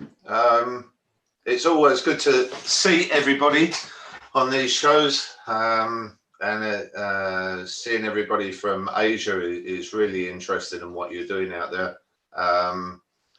It gives us all a different aspect on what we're doing around the world, and looking at the different outreach programs and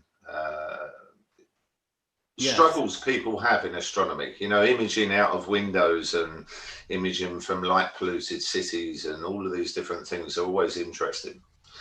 What I thought I would look at today is we've got one of the first major sunspot groups come round in the new cycle. So unfortunately, as always, when we go live with these shows, the cloud comes in. So it's lovely and cloudy out there today, so we can't go live. But yesterday I was doing some test imaging. Seeing conditions have not been good here this week, and that's because of the change of seasons. You know, as we go into the change of seasons here, we get fog and all sorts of other things. So what I'm going to do is share over the main screen at the moment, and should be that one there hopefully, and we should see the sunspot group from yesterday. Oh yes, sitting here. So this is the video.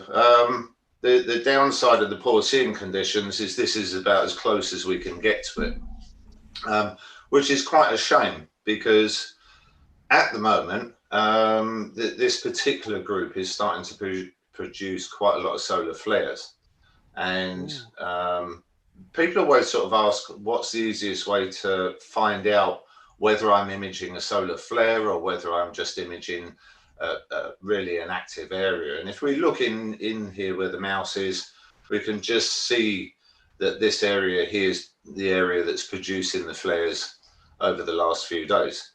So one of the easiest ways is using this website, and I will copy it and put it into the chat link in a minute when we finish with this. But I use this website here, and it's updated fairly rapidly, normally within about 20 to 30 minutes of a solar flare going off. So we can look through the days here. So we can look back to yesterday, and then we can go through a complete list of all of the solar flares, times, and everything that happened, and see the strength of the solar flare. So considering it's the first main sunspot group, a C7 flare we can see there from Thursday. It's quite a powerful flare. Yeah, it's something certainly to pay interest to. So ideally in the real world, we'd like to get in this close. So this is a video from the last big sunspot group that went round, and we would like to be coming in at this sort of area. But again, coming late in the year in the UK, that's just not going to happen. We could have the bluest sky, but the atmosphere is not going to allow it in the UK. So what I thought I would do is, for people who can get this around the world, we'd run through a quick process on it and sort of run through how we do it.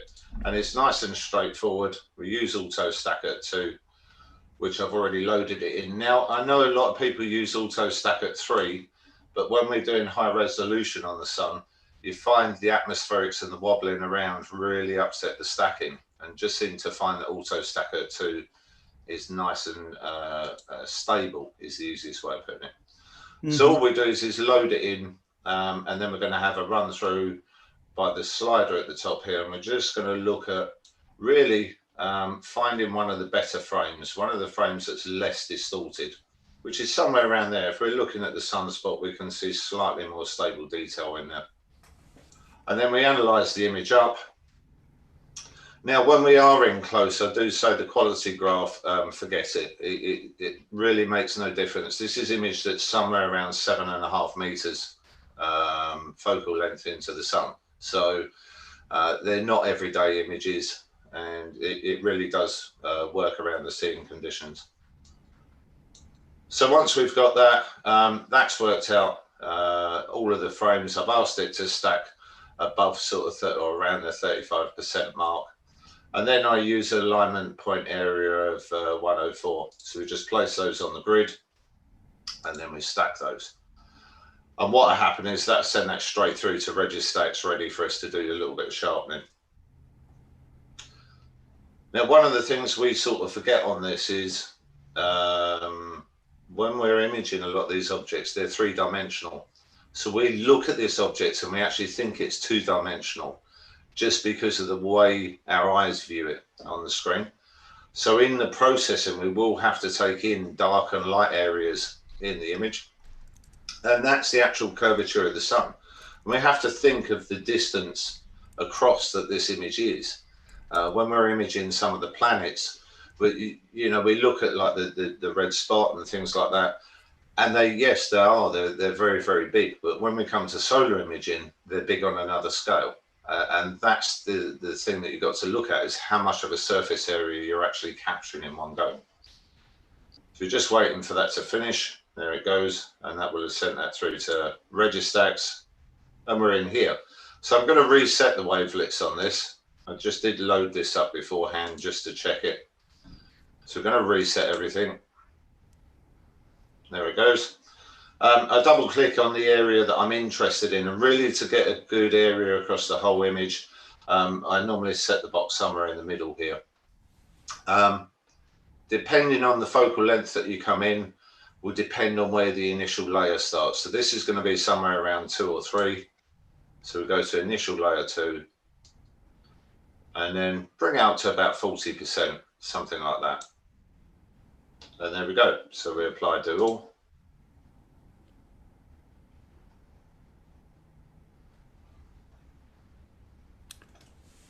Gary, there's a question. Yeah. Kane and Lucas would like to know, is it possible to observe a comet impacting the sun with your setup? Yes and no. The general thing is most comets, if they're impacting the sun, get broken up in the atmosphere. Yeah. The thing is the size of the sun compared to the comet. And really, the comet is the equivalent of a speck of dust compared to the sun. So we can use some of the SOHO satellites to watch them. And a lot of the comets, they will always go around, but quite a few of them, we think, yeah, we're going to get a really good view of this comet when it comes around the other side of the sun, and they just disappear. It would also depend on what focal length, and really finding the area that it's going to impact, because it's such a small object for such a large object that it's coming close to. So I haven't actually seen any comet impacts that have been imaged from Earth. Mm-hmm. I've only seen satellite images. So I'm probably going to say no, is the reason there. Most things just get swallowed up and just disappear before they're really even near the surface of the sun. Sure. Because if we look in this area here, for instance, on the screen, the only part of the surface, the only part of the photosphere that we're actually seeing are the sunspots themselves. All of this fur is the sun's atmosphere. So you could equate it to Earth, really, that this is our clouds. It's the same as our cloud, looking from space through our clouds. When we see images from the space station and they're looking down and you see it all clouded out, this is very similar. And then you have the sunspots, which make a hole through that. So we can see those where there are darker structure underneath. So once we've stacked this image, we need to get it into Photoshop, and we need to actually do some processing. So I've already loaded this one in, and I'm going to step back a little bit just to there where it opens. So we needed to tidy the image up really and make it a little bit more three-dimensional. So we're going to crop the image, take the stack lines off of the edge. And then I use a HDR process on it.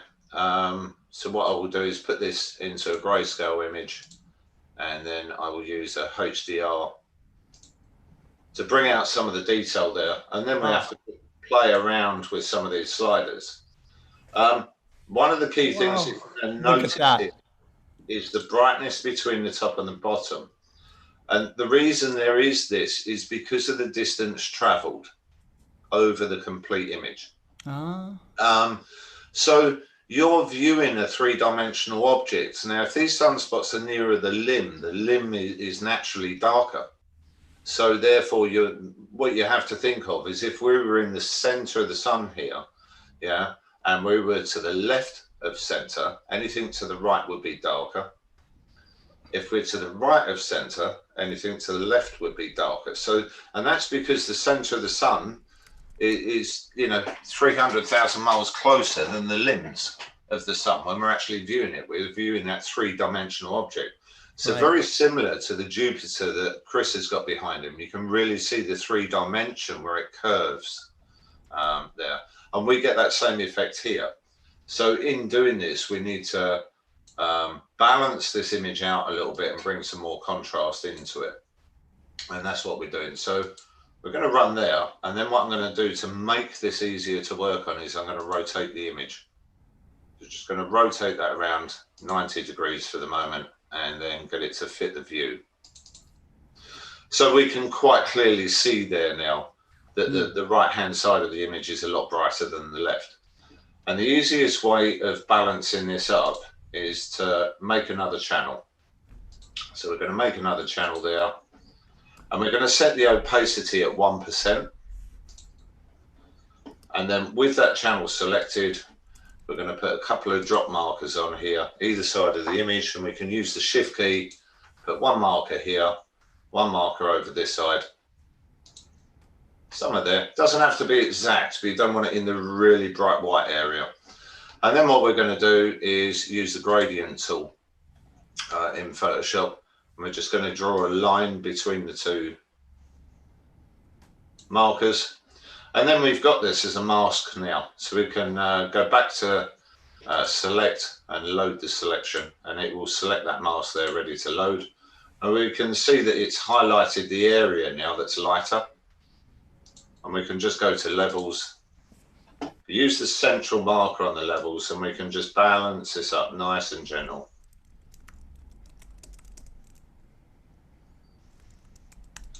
And if you need to play with the other side, you can just go to select inverse, and it will flick over the markers. And then you can do other things. You can contrast this, but you can get the balance of the image. So we can bring some more contrast in on this side so that they're more matching, and so on. And you can really play around with this to bring out a lot more detail in the image. Once you've finished and you've got your selection, you can deselect it, can delete the channel, and then we can go into some sharpening, and we can just use a basic unsharp mask on this. So first thing I would do is despeckle, just to remove any wavelet noise out, and then we would sharpen, use the unsharp mask. So a little bit too much there for this particular image. And we would play around with this a little bit more. Generally on an image like this, I wouldn't color it. And that is because coloring would add, let me just rotate this again. Somewhere like that. Rotating the image would add a lot more color to it, but it would remove a lot of this fine detail. And we're after the fine detail in the image. So you can play around this. And if I was processing this, I would play around a lot. I would bring this area back in here. So if we look at one of the images from yesterday, and then we just go back to some history. Photoshop updated the other day, and it keeps moving all the windows around since it updated. That was about as good as we could get out of yesterday. That was it. So there you go. Super. Incredible. That's great. Gary, thank you so much, man. Thank you. Robert. Thank you. Okay. Christopher is coming back on here. And We're going what do back we to got, Shireen. Chris? Shireen, you have your image of Mars? Show us. Oh, yeah. right. He processed his image. Okay. This is the most stressful star party I've been. Here you go. Wow. Wow. Woo. That's beautiful. Beautiful. Yeah. Very beautiful. Yeah. Yeah. So So image tonight, processed under the pressure of the whole world watching. Oh, incredible. You can see. It's you all can clouded see up at the moment, so we are Yeah. lucky. Yeah, really lucky. So You can see Sinus Gomer on the left, the two sticking out like fingers. Yes. Yeah, that's Sinus Gomer. And above that, it's not very clear, but you can see Elysium. That's Elysium. There's a volcano located in that area. Okay. So the Oh, I see. Yeah, you can see yeah kind of a circle there, right? yeah How yeah about the on the right side? You on the see, right looks like side. some clouds. Yeah, there's some clouds here. This is Solis Lacus area, Mm-hmm. and it's difficult to make out Olympus Mons here, but it's supposed to be on the upper right. Mare Cimerium, you can see clearly, and of course the south polar cap. Yes, there it is. Yeah. Awesome. Great Looks job. nice. Great Looks job. nice. So great. We saw Mars live, then we saw the process of Jupiter and Mars today. So we're Yes. happy. Yeah. Very successful night. Incredible. And some excellent seeing conditions. So we should all be so lucky as to have the skies of Malaysia. So I have a similar image which I took I think last week. yeah, we haven't seen any of your images, Chris. Wait a sec. Let me prepare. Okay.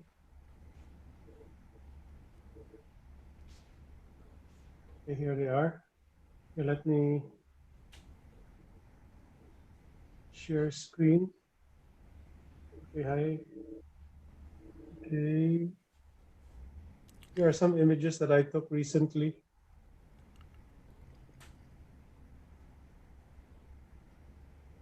Oh, wow. Yeah, that's really nice. Really nice.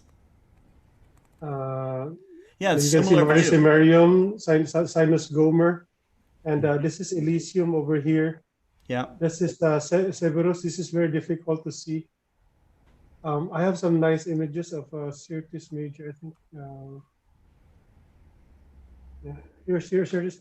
You can see the Huygens crater over here. Yeah. The rim. Sinus Abeos. This is where opportunity is over here. Okay. Syrtis Major.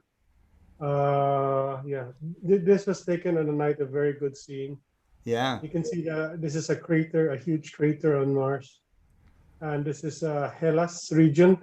This is it's quite strange this year because usually this region of Mars is supposed to be cloudy because this is actually a depression on Mars. But this year it's been very clear, hardly any clouds. So you can see a lot of the albedo features there. I have some, let's see. Yeah.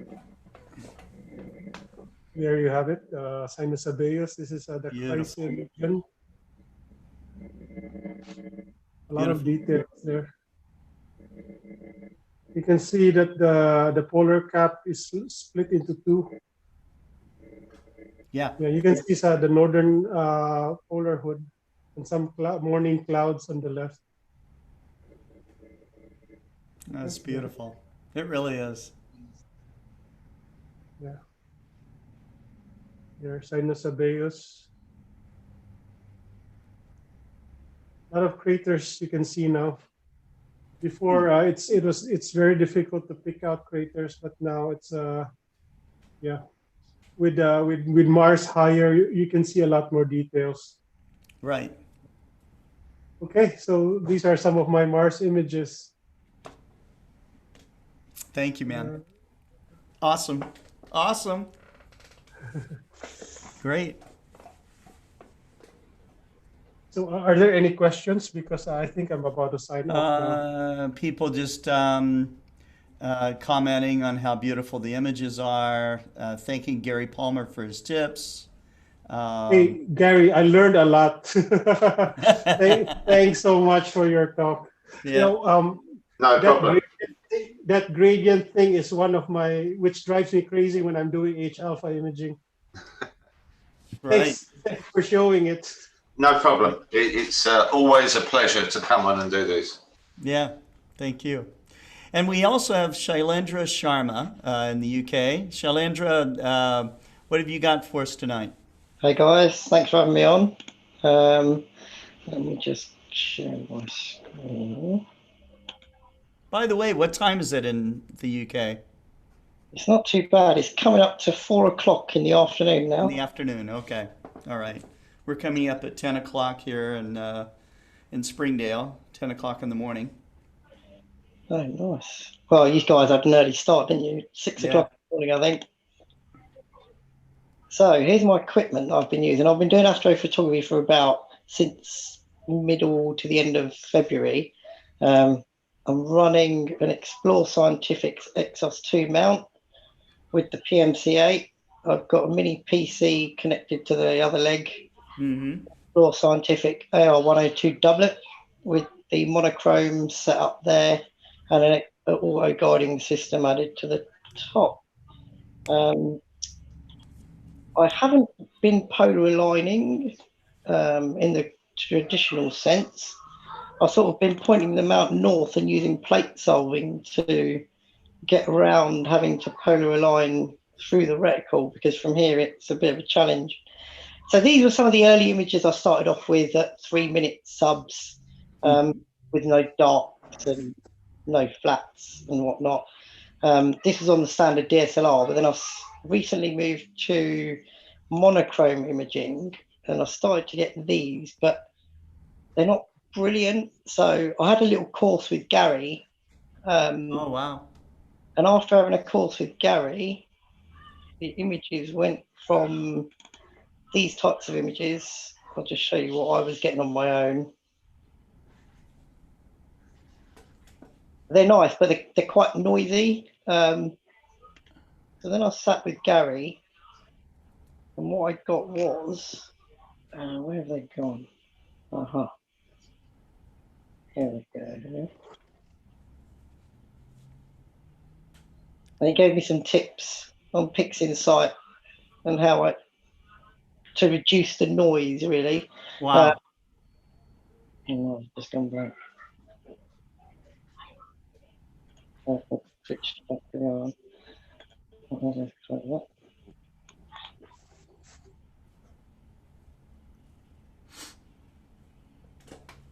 So it's a lot sharper, and the stars look the right colour. I've got a lot more colour detail back. And then I redid the elephant trunk nebula as well. Yeah, this is why everybody should spend at least a couple of sessions with Gary Palmer. Yeah. Gary. Wow, look at that. Advice. So I'm still learning PixInsight. I've tried various different programs, APP, and it's been okay seeing conditions this week. So I've managed to get a few subs. This is the one I did the other day. And the guiding actually, I think, went pretty well on this one. And I'll pull that one up now. Let's try and catch that. That's an Crescent Nebula. So I'm still working through the PixInsight process and seeing what works best. What's been great, Shailendra, is to watch you progress over just the last 3 months. So it's been really incredible, and your perseverance, your dedication to making great images is really starting to pay off. So yeah, no, it's a work. great hobby, and I'm really pleased with the results I've been getting recently. I've got the mount and everything, the whole setup ready to go. I can pick it up, take it outside, and I can be imaging within about 10 minutes. So yeah, no, it's really good. Here it is, set up live.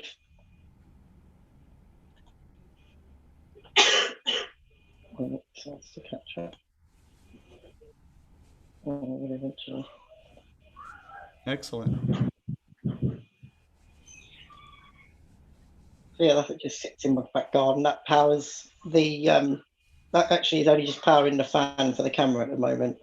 And then I've got a separate power supply that powers the mini PC, which powers everything else. And the mount actually is powered by that power supply as well. So yeah, I've got it fully mobile as well now. So yeah, no, it's it's a really fun hobby to get into. Yes. It's amazing that when you look up and you've got no idea that this is all up there. I mean, the amount of times I show my friends and family that these are the pictures I'm getting. They're like, "What? That's up there?" I'm like, "Yep, up there." And I show the neighbours. Where you are is very light polluted, so you know. Yeah, we're in a port of 7/6, so it depends really. I mean, lockdown when we first started, that's what really helped actually, because the light pollution reduced quite a lot. And I was looking up in the sky, and it was outstanding the amount of stars you could see. And then slowly we've gone back to normal, and it's sort of progressively getting worse and worse. But it's it's still plenty of stuff up there to see. Narrowband imaging has opened up another different door for me to look down, and then I'm going to try planets next. So, yeah, right, to continue the journey. Fantastic. Well, Shailendra, thanks again for coming on and hanging in there with us as we start to wrap up the show. Yeah. Chris, I wanted to thank you and everybody else that has participated on the 20th Global Star Party. Just to again check our numbers, our reach is well over 10,000. Let me see where we have ended up here today. 12,406 people were reached during this Global Star Party. Over 1,000 engagements. So we reached the desktops of a lot of people. Hopefully you watched part or hopefully all of the Global Star Party, because it was really amazing. If you are just coming in at the very end of this program, it will of course be available to watch in rerun, I guess. And thanks to all of you that are watching on YouTube, Twitch, Twitter, and of course on Facebook. And we'll do this again. You are definitely going to want to watch the Global Star Party when we do the December 21st Great Conjunction between Jupiter and Saturn. So I'll be talking to Gary Palmer and Christopher Go, and I think we're going to have like this mega Global Star Party program that no one's done yet. So thanks so much. Thank you, Sharon, Rodion, James, Remus, Gary, Deepti, thank you. Danakrit, you're probably out there with your Star Party. So thanks to everyone around the world for watching, and we'll be back on Tuesday with yet another Global Star Party. And I'm going to go get some rest now. So take care. Take care. Take care. Yeah. Thank you very much. Bye. Goodbye. Thank you. Bye.